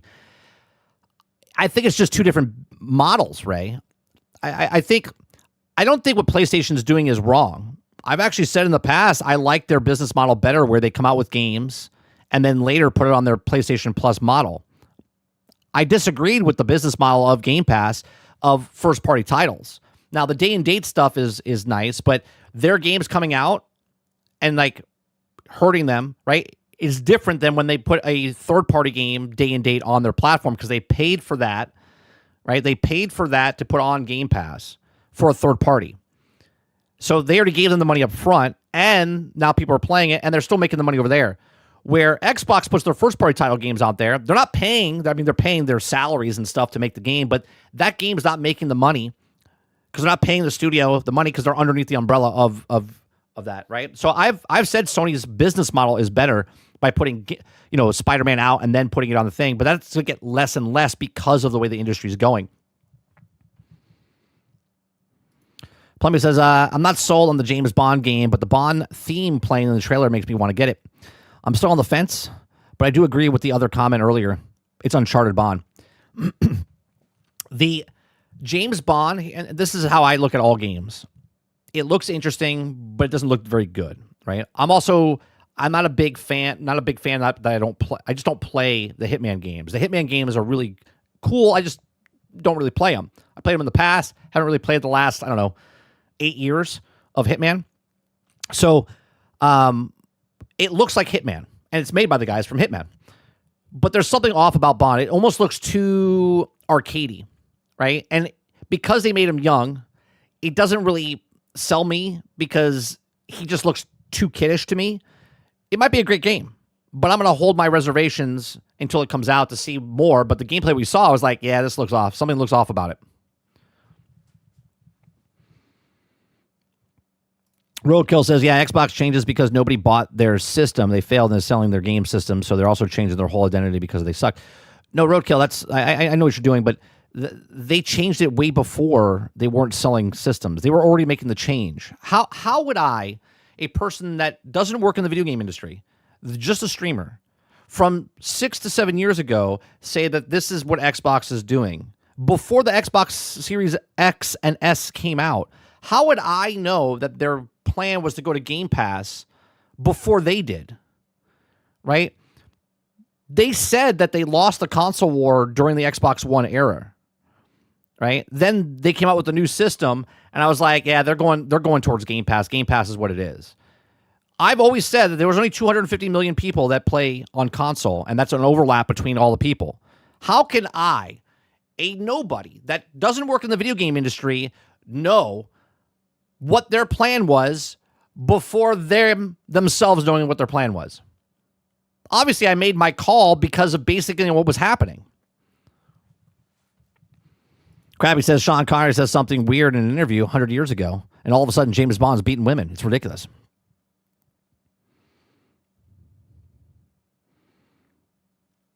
Kyle says, I just think of Aston Martin. Yeah. Dark Taco says Reddit isn't reality. Who gives a fuck what the bots think? I don't even read Reddit. I don't go to Reddit. We've never ever brought up a Reddit post, I don't think, in this stream.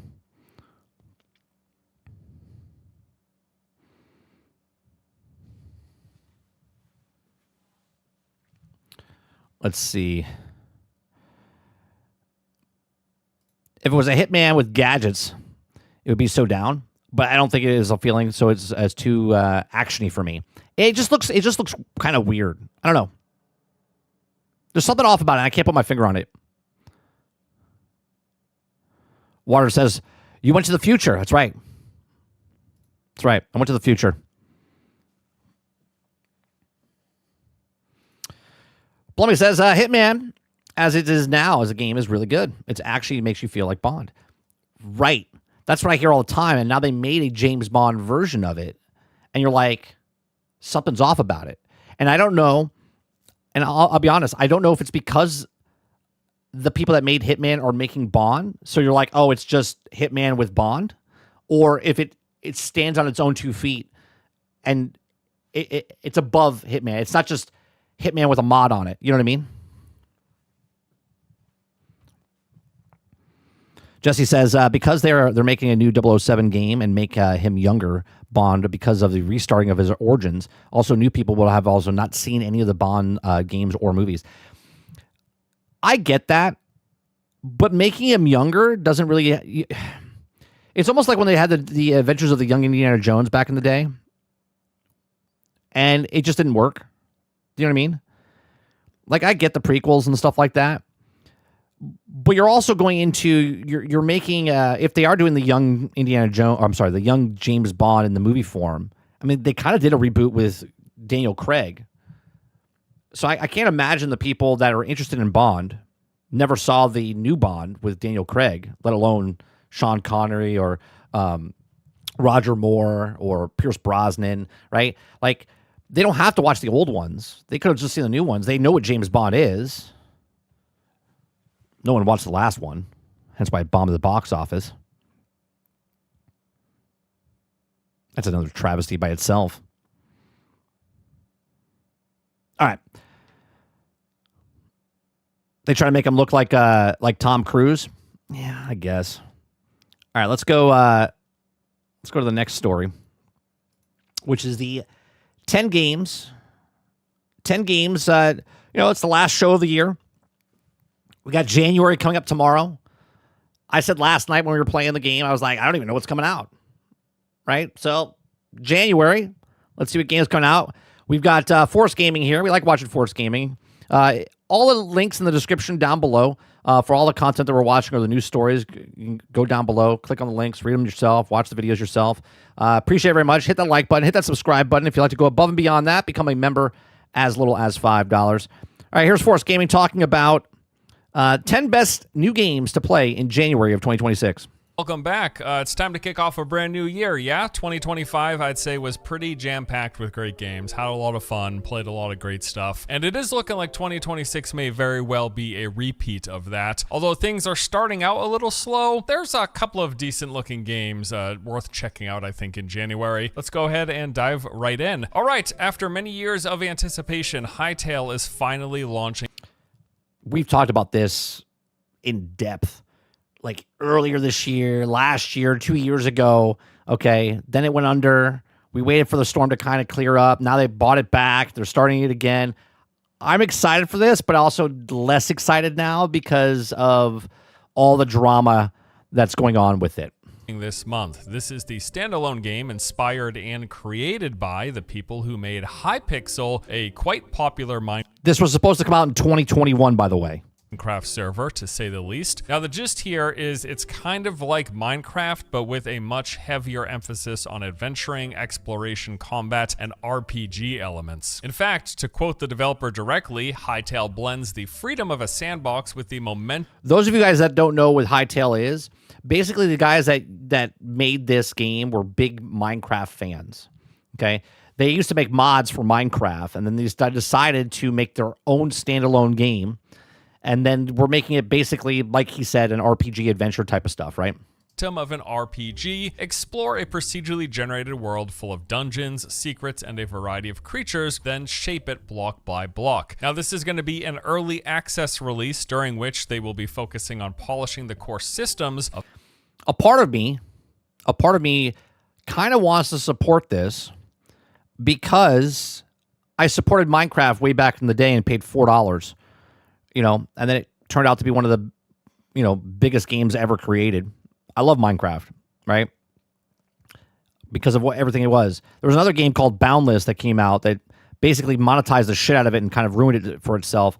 And this one I feel like is in between. I feel like this one's going to kind of monetize everything in between, and I don't know yet. I kind of want to do a little bit more research on this as it comes out. I think it comes out mid-month, so we'll see what happens with this. Exploration, responsive combat, and robust building, alongside offering creator tools for making your own content, crafting minigames, and running community servers. And yes, much like Minecraft, community-built stuff will ideally add a whole lot more mileage to the game. Now, it's been quite a wild ride for Hytale, and I'm glad to see that it's actually being given a real shot. If you haven't kept up with the news, this thing basically nearly never released. It was first revealed back in December 2018 with a trailer that got many people very excited, reaching a whopping 61 million views as of 61 million reviews. Here's another reason I'm kind of like sitting back a little bit. The guy who originally owned this left and sold it to Riot. Riot closed it down and he bought it back. Now, I don't know the price that he bought it for, okay? But this is one of the reasons I'm kind of skeptic of, because I feel like the man who put money into it made a shit ton of money selling it to Riot. He's putting it out there, and I think it's $25, $20 or $25 to get in the early access, and it's not on Steam, by the way. It's on their own personal thing. It kind of makes me wonder if they get a shit ton of people to buy it, and then they kind of just sit in limbo, make their money back, and then just never fully release it and just kind of let it go. I don't know why I feel that way. Right? I'm not saying that's what they're doing, but I feel like I have this sensation that they're just doing it to make their money back from originally when they were supposed to launch back in the day. Of this recording. In fact, it was so well received that Riot Games took notice and purchased the rights to the game. Now, initially, their plan was, let's just invest a ton of cash into it and make Hytale as good as it can be, and then release it in a couple years. However, at some point along the process, Riot decided it would actually be best if they swapped engines. I think this was mainly motivated by them wanting to be multi-platform. So they worked on this engine swap for the next 4 to 5 years, but eventually realized it wasn't working, and so they canceled development and the game altogether this past June. As of then, this thing was dead in the water. However, just a couple of months ago, it was revealed that the original creator of Hytale purchased the ownership rights back from Riot with the intention of releasing it as it was 4 years ago on the original engine. And right. Which was done. This is the part that kind of confuses me. When he owned the game originally, let me back up a little bit here, so I don't pause in his face. When he owned the game originally before Riot bought it, the game was supposed to come out in 2021, meaning the game was done. They had a version of the game, and that was it. That was going to be coming out in 2021. But then they sold it, and then Riot said, we're going to change the engine, and they kind of started redoing stuff. But now that he bought it back, he's going back to what it was before Riot took it over, meaning that it should be ready to go. But instead, they're still testing stuff, and it's going to be in beta for like 2 years. Of releasing it as it was 4 years ago on the original engine. And that is basically what they've been cooking up over the past couple of months here, trying to get that old version of the game in as good enough of a state as they can for a public release. And we're going to find out very soon how all of that turned out. I am quite interested in this. In fact, the gameplay trailer from a few weeks ago seemed pretty darn solid, so I am looking forward to diving in. Hytale will be launching in early access on January 13th. Keep in mind, though, this is not a Steam early access release. However, the game will be purchasable on the official Hytale website. They've got a base price of $20 USD with a couple of higher tier bundles in there as well. Speaking of good games to play in January, today's video is sponsored by Warframe, a longtime favorite of mine and one of the first real I always say I'm going to go back, and I never do. I ever fell in love with. This is the game where you play as a space ninja. It's changed so much since the last time I played it. Story while zipping around maps, blowing up groups of enemies, taking on bosses, and completing one of the many different objectives, side activities, and mini games they've been adding over the years, all in service of unlocking new playable classes, i.e. the Warframes. After this video, I can tell you a little bit, Aaron, what my resolutions are. along with weapons and various power-ups. Now, recently, Warframe got its latest big update, the Old Peace, which launched back on December 10th. This came with a brand new cinematic story quest where you will relive the lost memories of Tau. In addition, the update also includes 2 brand new game modes, Perida Rebellion, which has you embarking into a war zone on the Tau moon of Perida. It's a time-based mode. You got 12 minutes to complete objectives before facing off against the boss. Then there is the Descendia, this endgame challenge where you descend through 21 floors of increasing difficulty. These floors rotate weekly with new forays, rewards, and obstacles. There's also the Devil Frame Uriel, the 63rd Warframe to the game. You can summon these demon minions. 63rd Warframe. 13 years? 15 years? 15 years? 15 years, 63 Warframes. Battlefield. There are Operator and Drifter cosmetic overhauls, 3 new Gemini skins, and a bunch more. Yeah, I mean, the game is a lot of fun and just keeps getting more new content year after year. 13 years? I think it's 13 years. With updates like this one. As of this date, there are more than 60 Warframes, over 18 planets with 4 open worlds to discover. Pretty crazy game. 18 planets, right? This is what Starfield should have done. 10 to 18 planets, right? Would have been fantastic. But that's for another day. Game is great. I really enjoy it. You can sign up and play Warframe for free today on all platforms, including iOS, and they've got a closed beta for Android. Links available below. All right, next up, Hey, there it goes. Yes. What about High Guard? There it is, Ray. Talk about High Guard. Now, I kind of feel like I'm going actually crazy here. I don't think this thing looks nearly as bad as everybody else on the internet seems to. I mean, sure, the characters are kind of generic. They're not really motivating me. And I think the scrutiny about this game is where the position it was in the Game Awards, and 2, there's better games out there that are PvE. Getting me pumped up or anything, but the gunplay, as I can judge from the trailer, does look legitimately solid, and I also like the idea of a first-person shooter base rating competitive multiplayer game. It also looks like there's some PvE content where each their own. You kill NPCs to collect resources or something, eventually unlocking the ability to attack an opposing team's base, busting open their shield barrier, and then raiding the inside with environmental destruction, where you can blast open walls and I agree, Travis. If this game was shown any other time in the Game Awards, it would still get shit on because it looks generic, but it wouldn't be hated on as much because it was the last thing and we're looking for like the next great game type of thing. It's just, everyone's like, we're out. Floors and stuff. Like, sure, I've got shooter fatigue just as much as anybody else, and I wouldn't say I'm over the moon hyped for this game. If anything, I'm just kind of lukewarm. So like a tower defender? Sure. But it's PvP, Mo. I mean, there's PvE in it, but it's free to play also. So maybe we'll give it a shot when it comes out just to see what it is. Seems interesting, but holy crap, everyone has been talking about this like it's the worst thing they've ever seen, which kind of blows my mind. Like, it seems fine, right? Did High Guard steal everybody's lunch money or something? I just really don't get the outrage over this. Maybe it's just because I've been off Twitter for far too long. I'm going on a year straight clean, feeling great. I'm just not tuned really into the online discourse, and I'm not really getting the outrage here. I think the gameplay seemed decent from the trailer, and Kravi says, people are ridiculous. I watched the trailer 3 times and I can't figure out what is even going on in that game. I can't possibly call it trash yet. Yeah. Given it is from the people who made Titanfall and Apex, I would expect the shooting to feel at the very least quite solid. That said, it's clear the cards are stacked against this, especially if the initial online reception. My problem with this is it looks very generic. It's a free-to-play game, meaning there's going to be a lot of cosmetics, a lot of microtransactions. There's going to be a lot of grinding in the game to keep you engaged with that game. You know what I mean? So I'm going to hold my thoughts of like what I really think about the game. Obviously, but what we've seen, it just looks very generic. Very generic. It almost looks like a game mode that you could have made inside of Fortnite. Any indication. Nevertheless, I will give it a shot as always. I'm just hoping for good, fun games to play.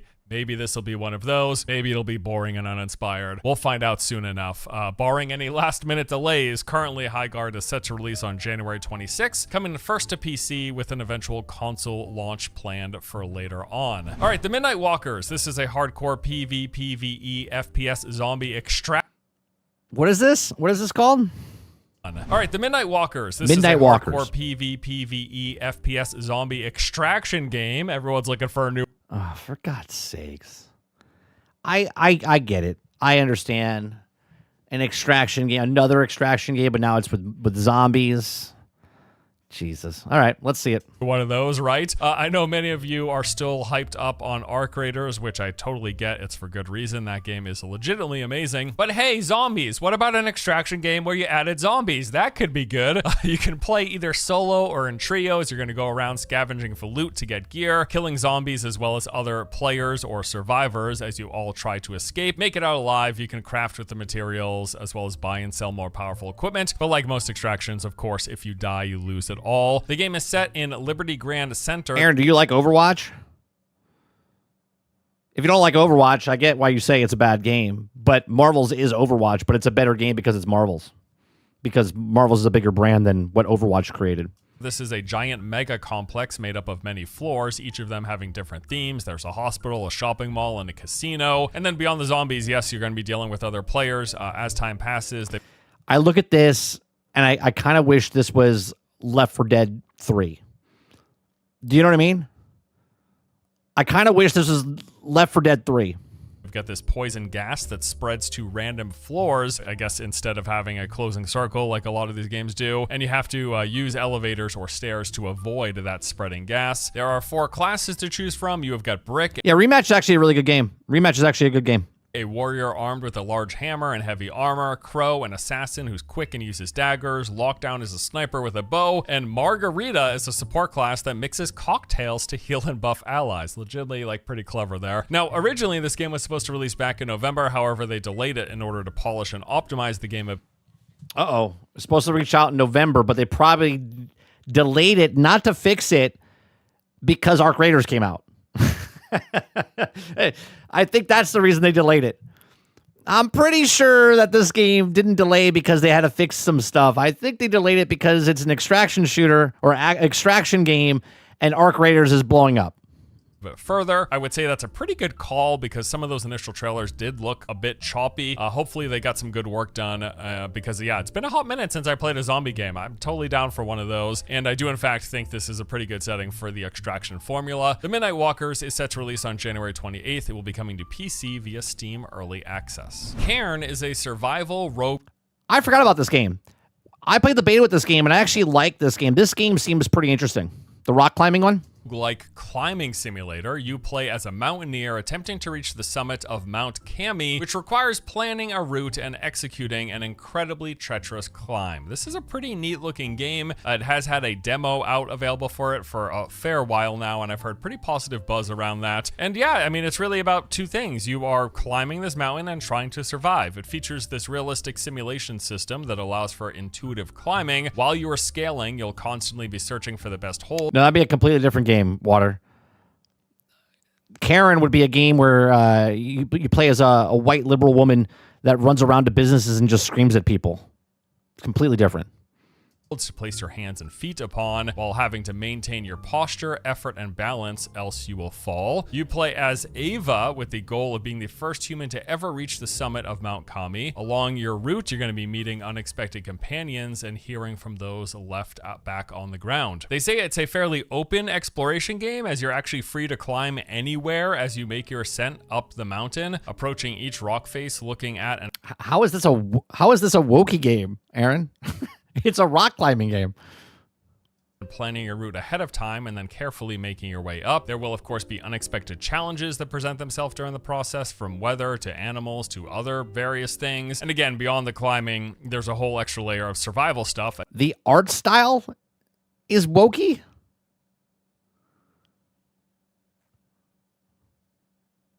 I'm so confused right now.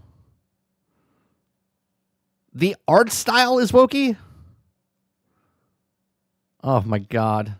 as you'll have to manage your resources with pitons, chalk, finger tape, food, water, and medicine, which all will be limited and found both during and in between climbs. It's a bit of a different kind of game, but I do think this looks pretty cool, and I've heard, again, some really good things from people who have tried the demo. Definitely rather unique. Cairn launches on January 29th, coming to PC, PlayStation, and Xbox. All right, so those are the main games on this month's list for me, but now on to the honorable mentions. Star Rapture is a first-person open-world base building game with an emphasis on combat and exploration. You can play solo or in a group as you explore this ever-changing planet, extract and manage resources. I feel like I played this game.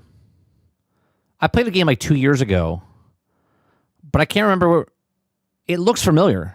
Create your complex. It was like an MMO. Is this an MMO? Hold on a second. Let me rewind. On this month's list for me, but now on to the honorable mentions. Star Rapture is a first-person open-world base building game. Oh, open world. So it's like Ark. It's like Ark survival and stuff like that. With an emphasis on combat and exploration. You can play solo or in a group as you explore this ever-changing planet, extract and manage resources, create your complex industrial system, and fight hordes of alien monsters. It's all set on a deadly planet. This is one This looks better than Starship Troopers. large, seamless open world, hosting a variety of biomes. These repeated cataclysms shape the land, which is now rich in resources and with plenty of secrets to discover. There is, of course, base building. You will search, mine, and process resources as you construct complex industrial systems, fighting off alien bugs who routinely attack your base. And again, you can play solo or in groups of up to 4. Star Rapture is coming to Steam Early Access on January the 6th. This is called The Rapture. Code Vein 2 is an anime action RPG and follow-up to the 2019 original. Setting off on an adventure, you and your chosen partners will explore a post-apocalyptic Or Star Rapture? Is that what it was called? Space Rapture? What the fuck was it called? Hold on. It was called Star Rapture. Star Rapture. January the 6th. Code Vein 2 is an anime action RPG and follow-up to the 2019 original. Setting off on an adventure, you and your chosen partners will explore a post-apocalyptic world, facing fierce battles against powerful enemies and uncovering an epic story that transcends time. Wow, that's something. Action combat is a major highlight here. You'll be reading enemy moves and dodging attacks to survive while countering with your own powerful skills and combos. It's got a unique battle system as you drain blood from enemies and acquire their skills. There's new weapon and skill customization in the sequel here for opening up different playstyles and powerful partner characters. These are allies who fight alongside you, enhancing your abilities. And of course, there's some narrative stuff in here as well. Code Vein 2 launches on January 29th for PC, PlayStation, and Xbox. Lost Isles, an open world survival game set in a medieval fantasy Another open world survival build game. Your own settlement and protect it from monstrous beasts and what was this called? Lost Isles. They're real players. Some really interesting sounding stuff in this game. So for one, they're going to be offering dedicated servers that support up to 200 players. You'll be fighting AI enemies from woodland creatures to fantasy skeletons, goblins, and demons. And the game offers both PvE servers. This almost looks like a VR game. Right? I get like a feeling of like a VR game. Also like a first person New World. As well as full-blown PvP ones where the, say, 200 or so players on your server can just go at it. They've got a directional combat system that will reward properly aiming your attacks and blocks, and various fantasy classes where you can play as a wizard, an archer, a knight, and many combinations in between from the weapons and gear that you choose, as well as various skills available. This could either be a sleeper hit or absolute rubbish. I cannot That's the way I feel about most games. Could be a hit, or it's just absolute rubbish. Really tell at the moment, but I'm keeping my eye on it. Either way, we will find out when it releases this January, although the exact date is to be determined. Couple of updates. A little bit of stuttering going on there, but I don't know if it's YouTube or I'd if like it's you to know about. First of all, the video. 2006 has called. They've said hello. It is time once more to step back through the dark portal. That's right. On January 13th, the pre-patch for Burning Crusade comes to the classic WoW anniversary servers. Or in other words, we are getting ready to head to the Outlands for the 3rd time. I think the only way I would ever play World of Warcraft again is when it comes to console. That's it. Now, I've been playing a fair bit of Classic WoW over the past year, mostly on hardcore servers, but with the news that the Burning Crusade is back again, I could not resist. I am currently leveling up a Warlock, I might also level a Paladin, and intend to take a trip back in time to when I was 20 years old getting chased by Fell Reavers, skipping my classes, and grinding WoW. Honestly, really looking forward to it, especially if I can con any of my friends into playing with me again as well. Notice the words that I'm using here, by the way. All right, so the pre-patch will be live on January 13th. With this, the leveling process from 1 to 60 will be nearly twice as fast, and you're going to have access 1 to 60 twice as fast to level the additional races of Draenei and Blood Elf, which also means Horde Paladins and Alliance Shamans. Also in pre-patch, we got the new Profession Jewel crafting, some class mechanics changes like raid-wide heroism / bloodlust, and some PvP changes with an honor system revamp and ranked gear. Then a couple weeks after that, we don't have an exact date, but anywhere between 2 and 4 weeks after the start of pre-patch, we're gonna get the full release of Burning Crusade on the anniversary servers, at which point we head back into the Outlands, we level through its zones up to the new cap of 70. There's the introduction of arena PvP, a whole bunch of new content, new battlegrounds, new PvE dungeons and raids, and also flying, my least favorite mechanic in pretty much every MMO, World of Warcraft included. All right, yeah, I've had a lot of fun with... Maybe we'll get a classic Destiny, maybe. Classic WoW into 2025, and I'm looking forward to more fun with Classic WoW in 2026. WoW Burning Crusade pre-patch, yeah, January 13th. Looking forward to it. And then also, No Rest for the Wicked is finally getting the highly requested feature of co-op multiplayer. Oh, there you go. I know a lot of you guys played No Rest for the Wicked. This is happening on January 22nd. This is exactly as it sounds, the ability to play through the game now with other people in groups of up to 4. The game has already been a ton of fun solo. Really, really enjoyed it and keen to see. Ginger Prime was a big fan of this one, so I'm sure he'll go back and play this. See how it plays in a group. Certainly a lot of potential for synergizing different builds. Looking forward to the options of ramping up the challenge as well while playing in the groups. Yeah, so it's kind of like a quieter month, but there's a few things in here that I'm genuinely really looking forward to. Hightail is probably at the top of the list next to that. Yeah, I think Hightail and the woke rock climbing game that Aaron said. I'd probably give it a shot this next month in January. That is definitely going to be Burning Crusade. I do want to jump into No Rest for the Wicked for the co-op. I'm interested in checking out Highguard. I cannot believe how many people, or how loud it has been of people saying this is just completely horrendous, awful, worst thing. I don't get it. Like, does it seem amazing? Do I think it's going to be the next big multiplayer game? Not necessarily, but it seems fine. If people really hate this thing, it's really something. And then a couple other things in there that I'd like to jump into as well if I have the time. But definitely we'll be playing a lot of Hightail, a lot of World of Warcraft, and hopefully a lot of No Rest for the Wicked. Checking out the co-op. We'll see. I'll let you guys know. We'll have some updates, some videos, and all that. That is all for today. Thank you for watching. Hope you enjoyed. All right, so there you go. Force Gaming's link is in the description down below. So there's a couple of games that maybe you guys didn't know about coming out in January for the first year of 2026. I can't believe 2025 is already over. Tonight, we're not having a stream. I usually stream Shooting the Shit with Sarge on Wednesday nights. Tonight, we're hanging out with the family, so I will not be streaming this evening. Just enjoying the festivities of New Year's. We do a double feature. We're going to go see Zootopia this afternoon, and then we're also going to probably watch, I think I'm going to watch the Knives Out movie, the third one, with my wife tonight. So that's what we're doing this evening. We have one more video. We've got one more video to watch. We're going to stay a little late today. It's the gaming news stories that define 2025. This is from GameSpot. So we're going to watch this. If you guys like what I do, we do this Monday through Thursday from 10 o'clock in the morning till noon Eastern. If you like it, hit that like button, hit that subscribe button. If you'd like to go above and beyond that, become a member. Yeah, for the New Year's resolution, I have a couple. We just finished, and I say we, but me, I just finished building a gym on the property. Like, we have a shed that we put in, and basically I want to get in shape. I'm not fat in any way, shape, or form. I'm just 47. I'll be 48 this upcoming year, and I want to start getting back into shape. So it's not to work out to get into shape, like to lose weight. It's to stay in healthy. So I'm going to be working out every single, well, not every single day, but, majority of the time each week. So that's what I'll be, my major goal. Okay. Yeah. Man, building a gym. Yeah. My wife was working out in the living room for the last 3 years. And I said, you know what, why don't we build a room, build a gym? So that's what we did. It took about 3 years of stuff. So we did that. So I'll be getting into shape in 2026.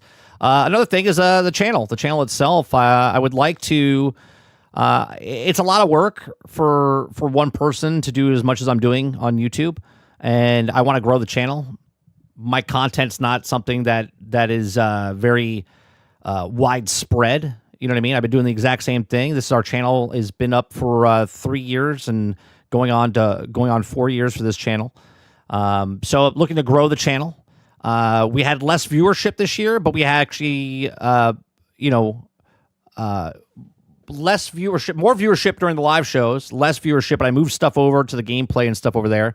So I'm looking to maybe hit like 5,000, like double the channel subscribers. I'm not a big fan of the subscribers, you know what I mean? It's more of the live viewership and stuff for the live channel.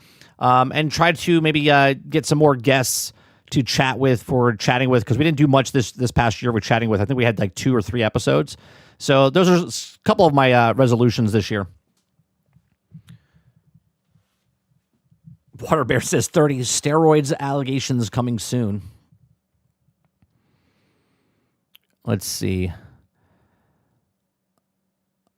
Yeah, no problem. Appreciate everyone coming on and hanging out with us. All right, so let's go with... Oh, wrong button. Let's go with GameSpot here. Again, this is a lot of stuff has happened. It was funny because Mr. Z, before the show even started, was like, there's so much stuff that happened in 2025. And I was like, oh, it's funny because we're watching this thing came out like 11 days ago, I believe. Yeah, 11 days ago they did this. So it's like mid-December when they were doing this. So let's see what happened. Let's go back in the review of what happened in 2025. It's the end of 2025. Which means it's the perfect time to reflect on all the news that defined the year. Let's talk about it. Oh, Tam, it's almost the end of the year. 2025, gone in a flash. Filled with so much good news in the world of video games. Was it though? I can't make it louder. Facetious has been a It's a little low. shockingly bad year. Shockingly bad year for the industry, Yeah. but not for the games. Games have Games have been good. Is it shockingly bad for the industry? Do people forget that the last 2 years they started firing people? I mean, I don't know. Games are always good. And again, they didn't tell you that the best year ever was 2020 when they hired 30,000 people at Microsoft. 30,000 people. There's some, let's say, troubling developments. So it's a good time to talk about the bigger ones, or the ones that will definitely have some sort of knock-on impact. Yes. The first of them being EA going private. Yes. A unexpected, but slightly worrying. What? I have a question. What's worrying about EA going private? Chat? Anybody? Why is it worrying that EA went private? What's going to change for you as a customer with EA? Oh, what? Them not sharing the actual numbers with you? Oh, them charging more for microtransactions? Oh, giving you half-ass minimal viable product? Oh, wait, this is already happening. These things are already happening. Development, Yes. right? Not only going private, but also being responsible for the lump sum of something like $20 billion in debt, Yeah. which, as we've seen before in the games industry, as things consolidate, people tend to start losing their jobs, and a company saddled with that much debt. Not great. Not great. Not great. So for people who aren't aware, it's a leverage Exactly, Water. Nothing's changing because they went private. buyout, which, Yes. long story short, I'm not going to try and explain it because I don't understand it completely, but it means that EA is on the hook for that amount, 20 billion. Yeah. And as far as I know, they're not making 20 billion profit on the regular that they can use to pay that stuff back, or even revenue around that. So most people Don't worry, you're still getting your next BioWare game. are expecting costs to be cut, corners to be cut. And this is already Okay. They're talking about it as they're gamers, and yet they're talking about it as, well, they're going to fire people. Well, yes, as soon as it goes through, they're going to fire people. That's what happens when people buy other companies. People buy a company, and then they get rid of the people they don't like, and they put the people they like in charge of the thing that they want to make money from, right? You as the customer or consumer, You're still going to do the exact same thing. They're just going to take it up a little bit higher price. They got to make their money back. After EA have had a considerable number of layoffs over the past couple of years, Black Panther game shut down, that studio whole shut down, other projects cancelled. And then there's the question of what sweeping changes are going to be made if this all goes through, if new owners come in, if we're talking about changes to core franchises like The Sims, who made a name for themselves. What do you mean? The Sims is garbage. They nickel and dime you for everything. There's like 400 expansion packs. Since the very, very beginning of being a very diverse and inclusive space for gamers, is that going to change? Are we going to see things that players have come to know and expect from those games? What? Half-ass, minimal viable product games? That's what you're used to? That's what you love? Amazing. Change. Yeah, and that is, I think, the thing that people try and avoid talking about, but it's an encroaching, ongoing kind of like trend that is growing, is where the investment is coming from.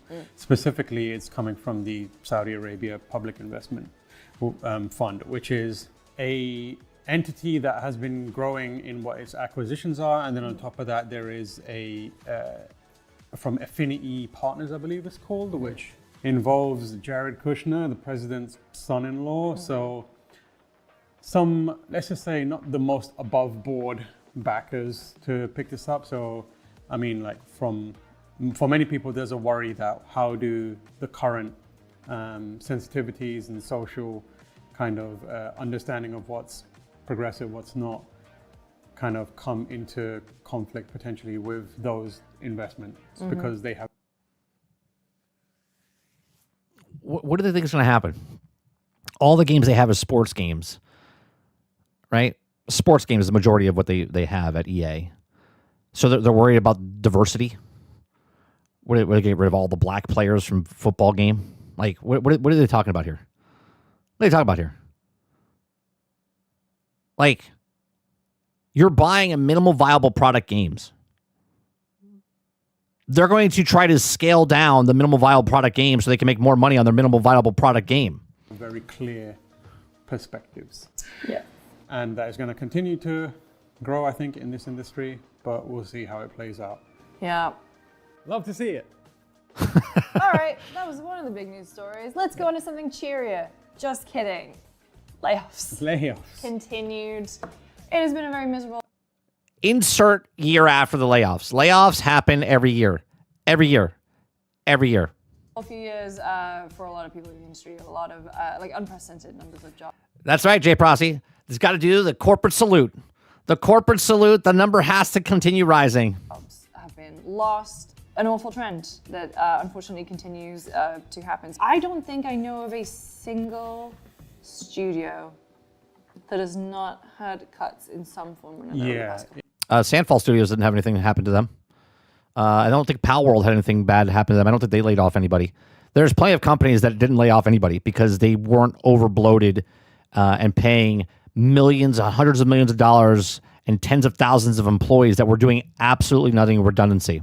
It is, and it is very much that. And it also goes from the media side. Yep, it definitely goes for the media side. The gaming industry as a whole in various aspects of it has shrunk. From the gaming development and publishing side, I think a lot of people kind of attribute it to a kind of the chickens coming home to roost kind of situation where the pandemic drove a lot of investment, perhaps. And a lot of people to get jobs. Everyone always forgets that part. They're like, yeah, the pandemic brought in a lot of money. Yeah, and they hired a lot of people. A lot of people got jobs where they worked at home. And they were just milking the businesses for money, and they weren't doing anything. Again, they talk about the layoffs, but they never talked about, oh my God, this company hired 30,000 people in 1 year. Too much investment and some kind of illogical moves where people thought this would never end. The good times will never end. They keep on rolling. Yeah, and boy, did they end. And there's been some kind of snap back to reality. Oops, there goes investment. I was going to say, you're doing M&M right now. Yeah. Who thought that this was going to last forever? Who thought this was going to last forever? Who thought everyone was going to be trapped in their house forever? M&M can save us. Well, He's in Hitman. Yeah, like, unless you kill him, he's not saving anyone. Yeah, it's kind of like that, and then trends keep changing and people Development chasing cycles them. are too long. People chase trends. There's some quotes from various people, like I think Satya Nadella, CEO of Microsoft, mentioned stuff like the enigma of success, which kind of is like, it's difficult to achieve success, but there's no enigma around stupid decisions. If all these people really believe what they believed, then they wouldn't buy video games from the company they criticize. Do you know what I mean? They're like, oh, this company is terrible. They fired so many people and let go of so many people. And they're like, well, we got to buy the next game that comes out. If you don't like what the company's doing, then don't support the company. But like, well, if I don't support the company, then they're going to fire more people. Yes, that's exactly how it works. And if you do even if you do support the company, they're going to fire the people. Decisions, Yeah, which are what has driven a lot of this. lack of accountability. Yeah. Also coming from the top.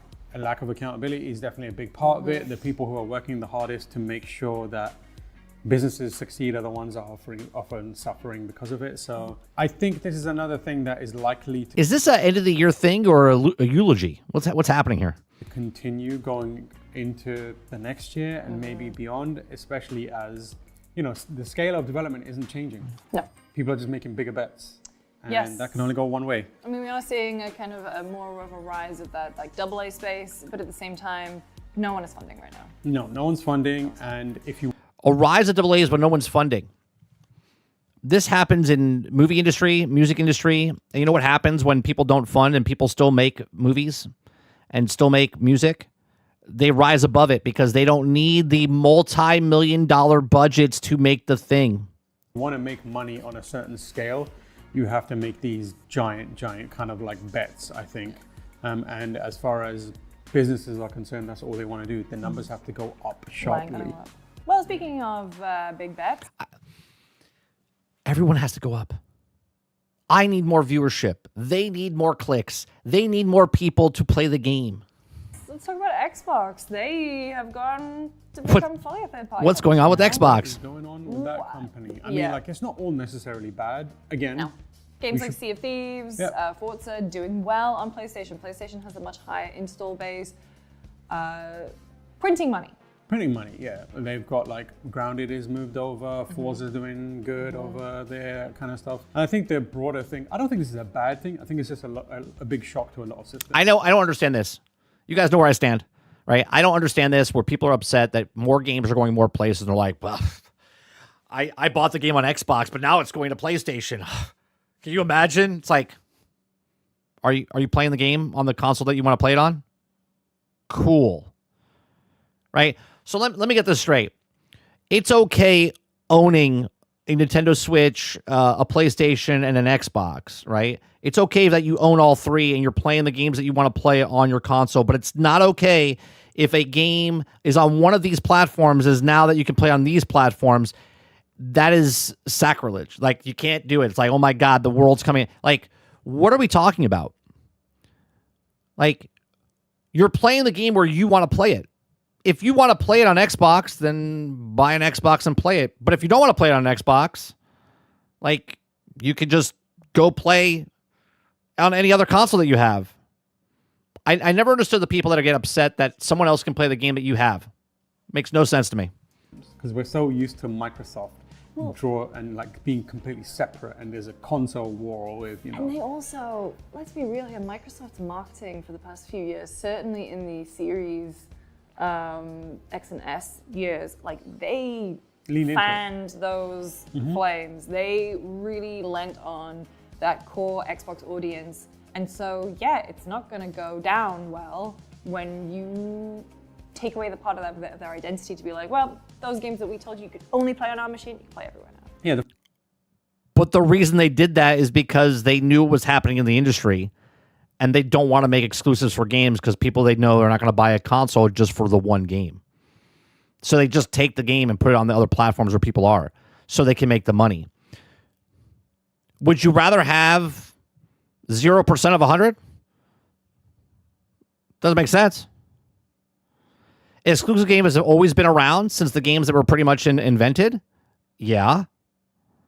And guess what? You went to go buy the console that you wanted to go play it on if you wanted to buy it. And if you didn't, then you didn't play the game. So why does it hurt you, Aaron, if you bought a game on Xbox and now I get to play it on PlayStation? How does that hurt you in any way, shape, or form? Explain to me you buying the game on the platform that it was exclusive on, but now I can play that game on another platform. How does that hurt you in any way, shape, or form?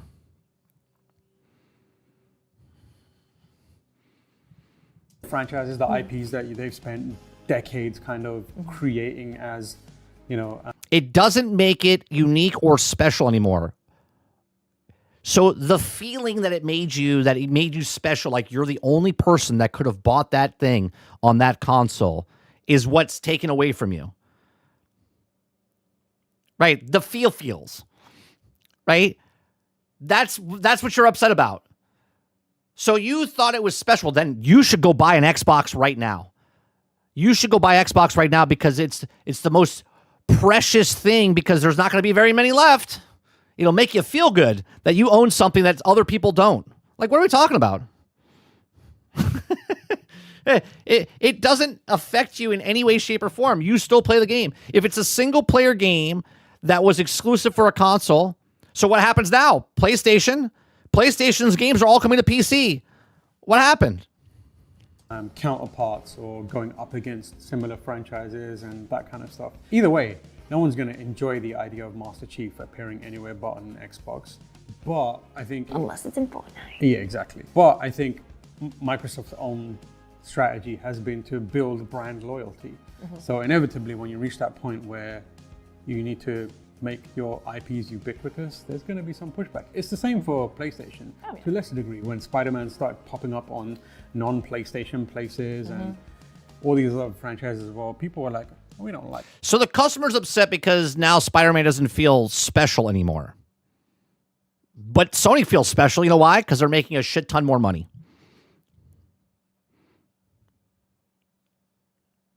This, but I don't know. at least with, it's going to sound unfair or people are going to get upset about it, Sony's decision to do that feels more out of strategic kind of implementation. No shit. Because that's where the industry's going. Because the customers want the game where they go. They don't want to spend another $800 on another console just to play one game. Whereas Microsoft's, whether it's true or not, feels like desperation, where it's like it's in a tricky position and the only way we can kind of bounce back or like build some sort of foundation is just to go put these stuff everywhere. Yeah. But this thing, like, I've become a PC player. I can't tell you how much I appreciate the fact that just stuff works. works. If I'm logged into my Xbox account, it just works. Yeah, like we said, it's ROG not Ally, it works on Steam, works here, XYZ. Like, I like the idea of an ecosystem. I think the 50% price increase on Game Pass was a bitter pill to swallow, especially in the midst of all this. Yeah, there's a lot of price increases. A lot of bloody price increases. Hardware, software, that kind of stuff. Again, it's not this kind of ubiquity that comes to Microsoft and Xbox isn't necessarily a bad thing at all. Like you, I enjoy seeing games being played. Let's be honest, Xbox is dying at this point. No one's buying an Xbox anymore. They don't want you to buy an Xbox. They don't want you to buy an Xbox. They want you to buy the game where you want to play it because they make more money. They lose money off of every console sold. Hence why they're raising the prices, because they want to make the money. Xbox games too, they're making more money, Aaron. Where are you getting the info that Xbox is not making money off the games? They're the biggest publisher on planet Earth right now. Everywhere and anywhere. I think it's just it is one of those stories that define the year, where it's like Microsoft just kind of opening the floodgates and decentralizing its own identity. Next up, Rockstar. One of the best games sold on Xbox or PlayStation last year was a Microsoft game. So games. So there's a Hey, in an alternate timeline, we could be playing GTA 6 right Grand now. Theft Auto right We could be now. playing it right now. Yeah, I mean, probably not right now. We are at work. I mean, actually, no, probably we right actually, now, yeah, yeah. we probably would be. But got delayed again, There's kind of two stories attached and to Rockstar. then Yeah. the union stuff. Yeah, there's the the game side of it, and then there's the human side of it. They have no proof of this. We went over this. They're trying to take him to court for this, but they're associating that they fired them because of union organization. Because the people that want to unionize, they think that they're going to be safe, but they're not. They'll just hire less of you. They don't have to hire everyone in the office to be union. They'll just subsidize that and go out. They'll what's the word I can't even think of. They'll hire third-party people to do the game instead of the people in the house if they do union. That's what will happen. Resources side of it to a degree. So on the game side, Outsource. That's what they'll do. Sorry. quickly touch on that. GTA is such a behemoth of a game that people have been waiting 12 years for. Talking to developers, publishers earlier this year, people were just like, terrified. We need them to announce a date. You've always been buying the license, Aaron. You've always been buying the license. The only difference was with physical media, you had it. Like right now, I can take my Xbox One, plug it in, or my 360, or my PlayStation 2, or my PlayStation 3. As long as you own the box, you can plug it in, put the disc back in, and it works, right? The problem is that now you're still buying the license, but they can take it away from you at any time. But guess what? You have no choice because that's where it's going. Microsoft is not the people that gave you the game and started making digital games. That was the industry, not Xbox. We have, I knew people who had contingency plans for if GTA was going to launch here, they would have to do this and move around. Unless you're Devolver and you deliberately launch a game on the same day. Okay, I love that energy. Like good. And so they were kind of holding everyone in a holding pattern. Then they announced the date. Then they moved, and then they delayed it. Okay. And so I feel like the collective sigh of relief for everyone who launched in Q3 this year and Q4 this year. Yeah. But then accusations from the UK of union busting after firing, was it 30 to 40 people, having discussions with their union reps within a Discord server. Yeah, and Rockstar maintains that these firings were as a result of giving away insider secrets and that kind of stuff, and essentially saying leaks were happening and that's why we got rid of him. Which should be fireable stuff, right? I mean, if you're giving out secrets and they've been proven to give out secrets, then they need to get fired. But union kind of like that is helping out the Rockstar folks is like, no, you actually just did this because you wanted to bust our unions. And union busting, it seems very, very, very prevalent right now, especially given that unions aren't particularly strong within the video game space right now. That's not true, though, Aaron. That's not true. If that was the case, then it wouldn't have flipped in 1 year from 80 to 20 to 20 to 80. More people are okay buying digital games, hence why it switched so fast. I'm with you on that. I would love to own stuff and still have physical objects. But to say that the majority of people still like media, like physical media, is untrue. Otherwise, they wouldn't have sold it. There's more of them. They're growing. But a company like Rockstar... The record player still exists. You can still go buy records, but it's not the majority of where people listen to music. Definitely take actions like that, and if you're taking a cynical approach to them, you would know why they did that. Yeah. Right? I mean, if you want to follow this more closely, definitely recommend people make games. Chris Bratt has been doing some great work. Going to Rockstar, talking to the people who are fired. He's seen the messages and everything, so definitely go follow Chris's work on that. Yeah. It's in Parliament now. I wake up in the morning and it's getting screen grabs of them discussing video games in Parliament. Yeah, and Rockstar in Parliament. And we said it was two different kind of stories, but they do intersect when you think about there's a whole company called Limited Run Games that literally has a clientele because they want to make games that are physical, and they buy games and they buy them at a premium price. Perfectionism that is motivating a lot of the delays and how that relates to the working conditions needed to meet that perfectionism. Deleting Slack channels for people just to unwind and relax. Yeah, that's crazy. The implication is Rockstar wants to make impeccable games that push the boundaries. At the same time, they are not allowing their workforce to protect themselves from the actions that might impact their mental health, physical health, work-life balance, that are almost inevitable when you need to meet that bar. So that seems like a rough spot to be in for a lot of people. We'll see how it turns out legally though. A final cheery one. Just kidding. Tariffs. And, There will be a cheery one. Oh, there will for be a cheery God's one, don't worry. sakes. Like this, the thing is The fucking tariff conversation is so overused. If the tariffs were such a big deal, then why is it the price of the video game consoles going up in all other countries that don't have the tariffs from Trump? Please explain. this year Has been rough. Yeah, relentless, but we are promise actually ending on cheery ones. Tariffs. But I mean, like the positive part of this is that, like, you know, despite the fact that tariffs, uncertainty, rising hardware costs, rising part costs all over the place, Switch 2, massive. It's doing fine. Switch 2. Can't hold Mario down. No chance. I was about to say, did they even do Mario? I think they did Mario Kart. In Mario Kart. $80. Yeah. $80. Tariffs hitting there as well. Let's go! But yeah, again, another two-part story. Like, one is the actual tariffs are having material impact. I mean, Stuff not is just that, it's expensive. like we also Sure, for the United States.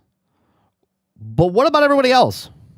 How is President Trump's tariffs affecting Colombia or Australia? Please explain.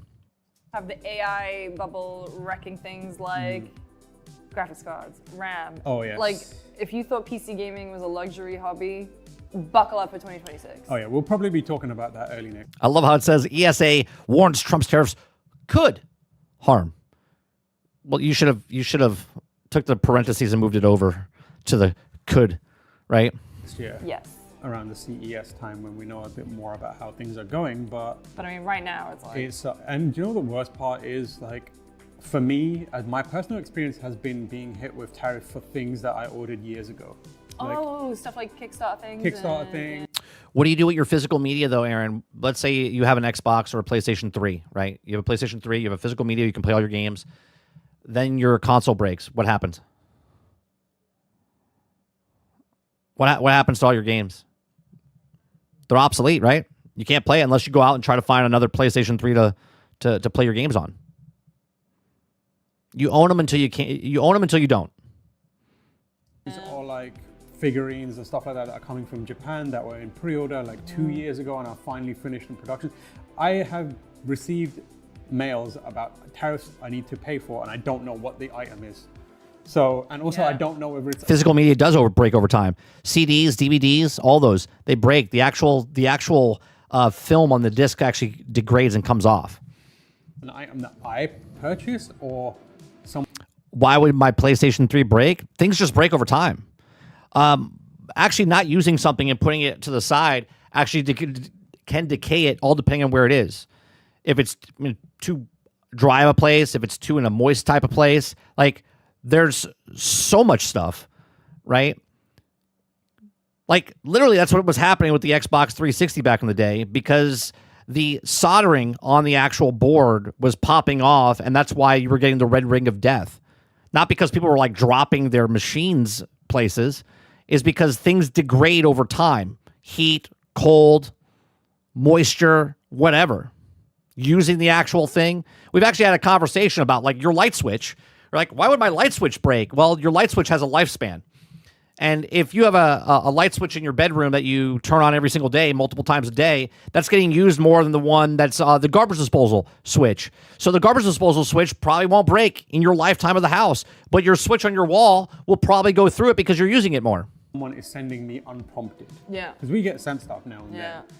Oh, like I had to talk to my family and stuff for the holidays this year for Christmas. They were like, what do you want? And I was like, don't send me anything. Don't send anything. Email me a voucher. Yeah, and that is impacting people, you, viewer. Everyone. Email, give her No, a don't. voucher. Don't actually, please, no. That was like Dad, if you're watching. Yeah, but that's impacting, the average person way, way worse. Like that sucks for them. If you right now, especially when tis the season to buy expensive luxury goods or even like items that you want to gift as presents, and if there's a good chance you're getting hit by tariffs on a lot of that stuff, and it sucks. That's the downside of it. But yeah, the strength of certain products is able to just push through. Yep. And the Nintendo Switch 2 is one of them. So Got the sauce. they got the source, but we expect this is going to continue into next year. Yeah. Can we end on some happy stuff? What? Game Informer came back. Game Informer came back. That's a near and dear to our hearts. Yeah, that one. a lot of friends over there. Game so we're Informer very came excited to back. see Nobody that. gives a shit. Like get work again and just keep producing that amazing stuff. Yeah, and it's no. on shelves again. I've been seeing all That's of them, nostalgia like, talking. Everyone like posting like, oh my god, it's Yeah. But yeah. Silk Song finally came out. People liked it. Silk Song came out. People liked that. Game Lot Informer of great games this year. Yeah, exactly. There's a lot also going on from the Game Informer stuff. A lot of independent media, video game media is doing pretty well. And this is the No Clip, Ralph launched this week in video games. Yep. Min-Max, Easy Allies. Easy Allies, Aftermath, that Aftermath's kind of doing stuff. well. So if you can support Restart. Restart, yeah. But they're not independent, they're Walmart. But still, they're Restart. Giant Bomb. Giant Bomb. If you can, support the independent media. Aku, everything degrades over time. Everything. It's a shrinking space, and I think people are now starting to realize more and more the value of this independent media. And Fluffy says, "Is this a summary of the video? Is Nintendo's great, PlayStation's great, Xbox bad, tariffs are bad, and now waiting for Expedition 33 glazing." Independent media that comes from, a media background that is a little more institutionalized trust, I guess. Because I'm speaking, I'm not going to name any names, but as someone who's been enjoying, who has consumed YouTubers and content creators as sources of gaming news and critique and that kind of stuff. That stuff has been going downhill in a lot of ways. There's still the few that I really love and they're out there, and it's harder for the new ones to kind of rise to the top. But it helps that knowing that there is some semblance of a community developing around this stuff, so that it feels okay. There might be a future for independent media and gaming media to a degree. Yeah. What else is good that's happening this year? Games have been really good this year. I feel more depressed watching this video. And I know the thing to do is crap on the game. And I'm a pretty Awards, but cynical I love guy. The Game Awards. I feel like there's a lot of Little tear when that music started. yeah. When you and Jake Baldino were like trying to find each other. I was like, get back in here! They're doing the expedition music. We could hear it, and Okay, then good. when me and Jake saw each other, we did embrace under the sounds of yeah. But yeah, I mean, incredible story for Sandfall this year. Putting out an absolute banger, just sweeping the Game Awards. You love to see that. Yeah. There it is. There you go. The Expedition glazing going on. Team Cherry putting out a game that has been critically acclaimed, is doing well and doing it without compromising. Sold well too. Sold Good well for them. and doing it in their own way without impacting their own studio and the people that work there. Incredible. We've had studios come out of nowhere, or developers or kind of people kind of take the limelight, Strange Scaffold has had a massive year. Yeah. Zalivir and the crew, Consume Me, that kind of game. There's so many different. Despelote. There's so many great games. So many great games, and yeah, going back to the Game Awards, it was amazing to see a lot of those games. That's the thing that I always find really funny about the Game Awards and critiques of it. You ask the people who are there and the people who are nominated, and they are so happy and thankful to be there. And then you go outside and everyone's like, "This sucks." And I'm like, yeah, I can see the stuff you want to pick at, and I agree in a lot of cases, but there's people that derive a lot of value out of it. No, nothing happened, Travis, to Expedition 33. Plummy was saying that this is what the video summary is, and then glazing Expedition 33, and then that's what they did. So Did you see the Okami thing? yeah, I definitely saw that. The gun really made that. Someone complained about last year about Jeff getting emotional that he announced the Okami too. Yeah. And the official Okami account replied with a picture of Amaterasu with a gun and a basketball and said, "Would you prefer something more like this?" And I was like, you know what? Good. Maybe give Amaterasu a gun Give Amaterasu a gun. and a ball.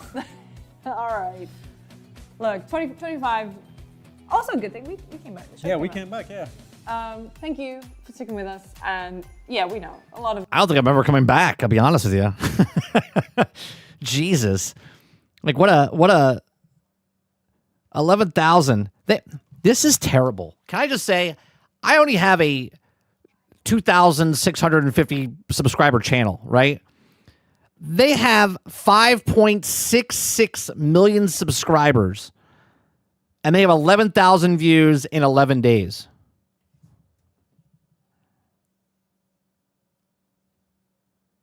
What? Every live show I do gets between like 300 and 400 views out of 2,650, 2,560, right?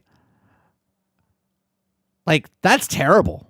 5.66 million subscribers and you got 11,000 views in 11 days? My God. Jesus. If I just get to, like, I don't know, based on the math of what I have here, I would have to get to 10,000. No, I would have to get to 20,000 subscribers to pull in the same amount of viewership they had for this.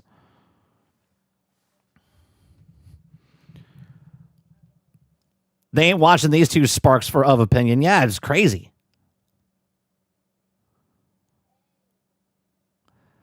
That's the problem with all of you who pirate games. How many people do you think pirate games? Do you think there's more people with physical media or more people pirating games? Which one do you think is more?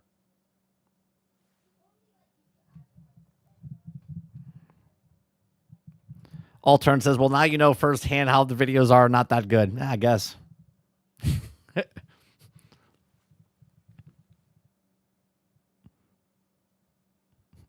Where's my pirate sticker?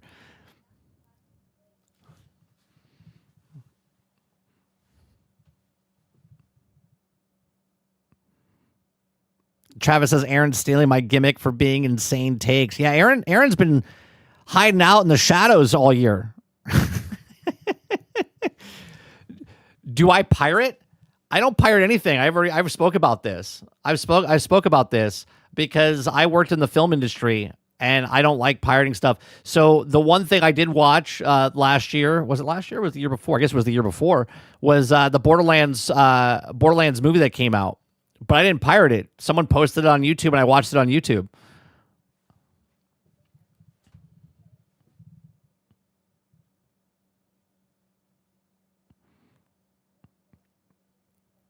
Yeah, I don't pirate stuff because I know someone that's in the field of arts. People are making stuff. If people want to do it, go ahead. By all means, go ahead and do it. But I don't do it.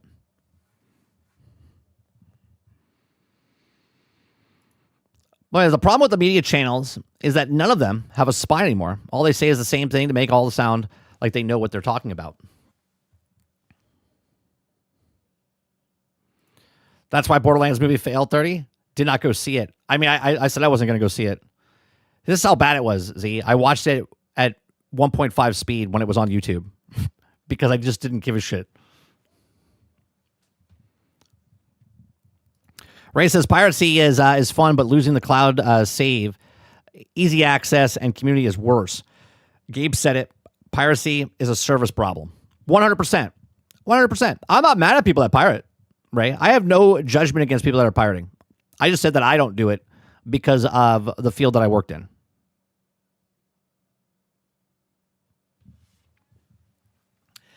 I have a problem with businesses that complain about, for instance, people complain, Epic complains about Steam, but they don't try to make Epic better, right? They just complain that Steam's doing this, right?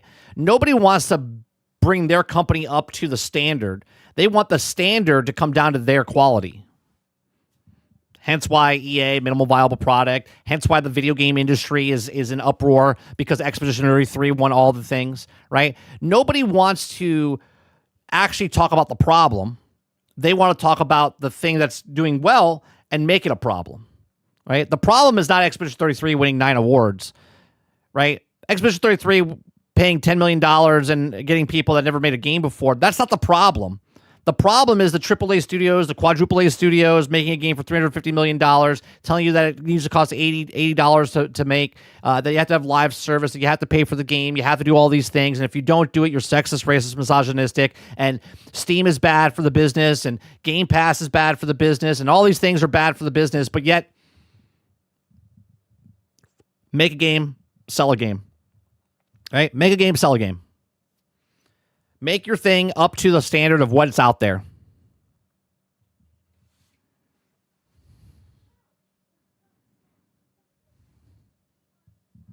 Ron Ron's streak stays alive. I think Ron every day, every single stream, he's brought up Concord for the entire year. It's a hell of a feat, Ron. It's a hell of a hell of a feat. Concord can't be pirated. Thank goodness. Hopefully Ron moves on and we get High Guard next year for Ron.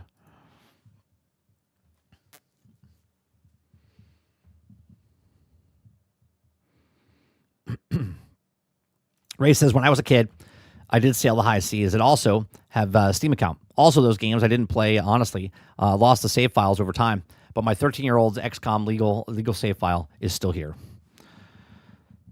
Now that I have $1.99 sales, I agree. Piracy is not that good. But controller access, so you have no choice, is bad as well.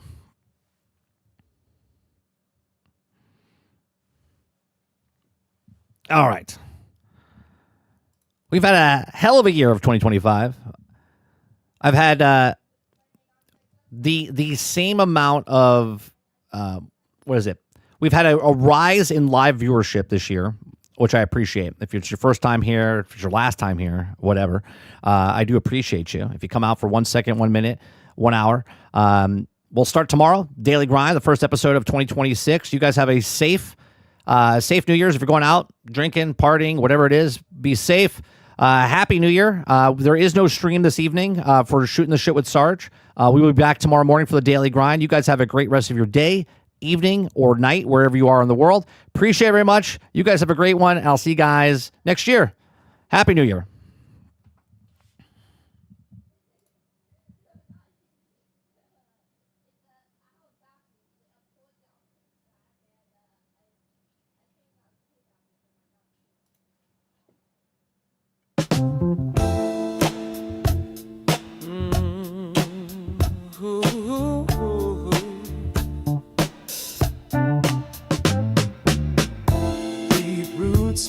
Skies. He don't talk much, but he's wise. One line, one vibe. Heart so big, he saves the tribe. Branches stretch, fists swing wide. When you're with Groot, he's on your side. Gentle giant, nature's son. But mess with friends, he gets it done. He may not speak in many ways, but you'll feel love in what he says.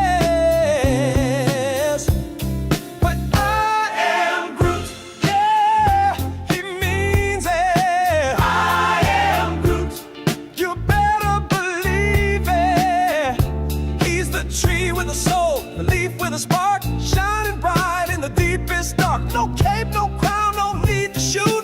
Just 3 words: I am Groot. Oh, he's the roots and the rhythm, the shield when it's rough. Got bark like armor, but his heart pure stuff. Dancing with rockets flying through space, leaves in the wind but holding his place. He's the last of his kind but never alone, 'cause found family makes a stronger home. He don't boast, don't need to fight, but when he grows tall you see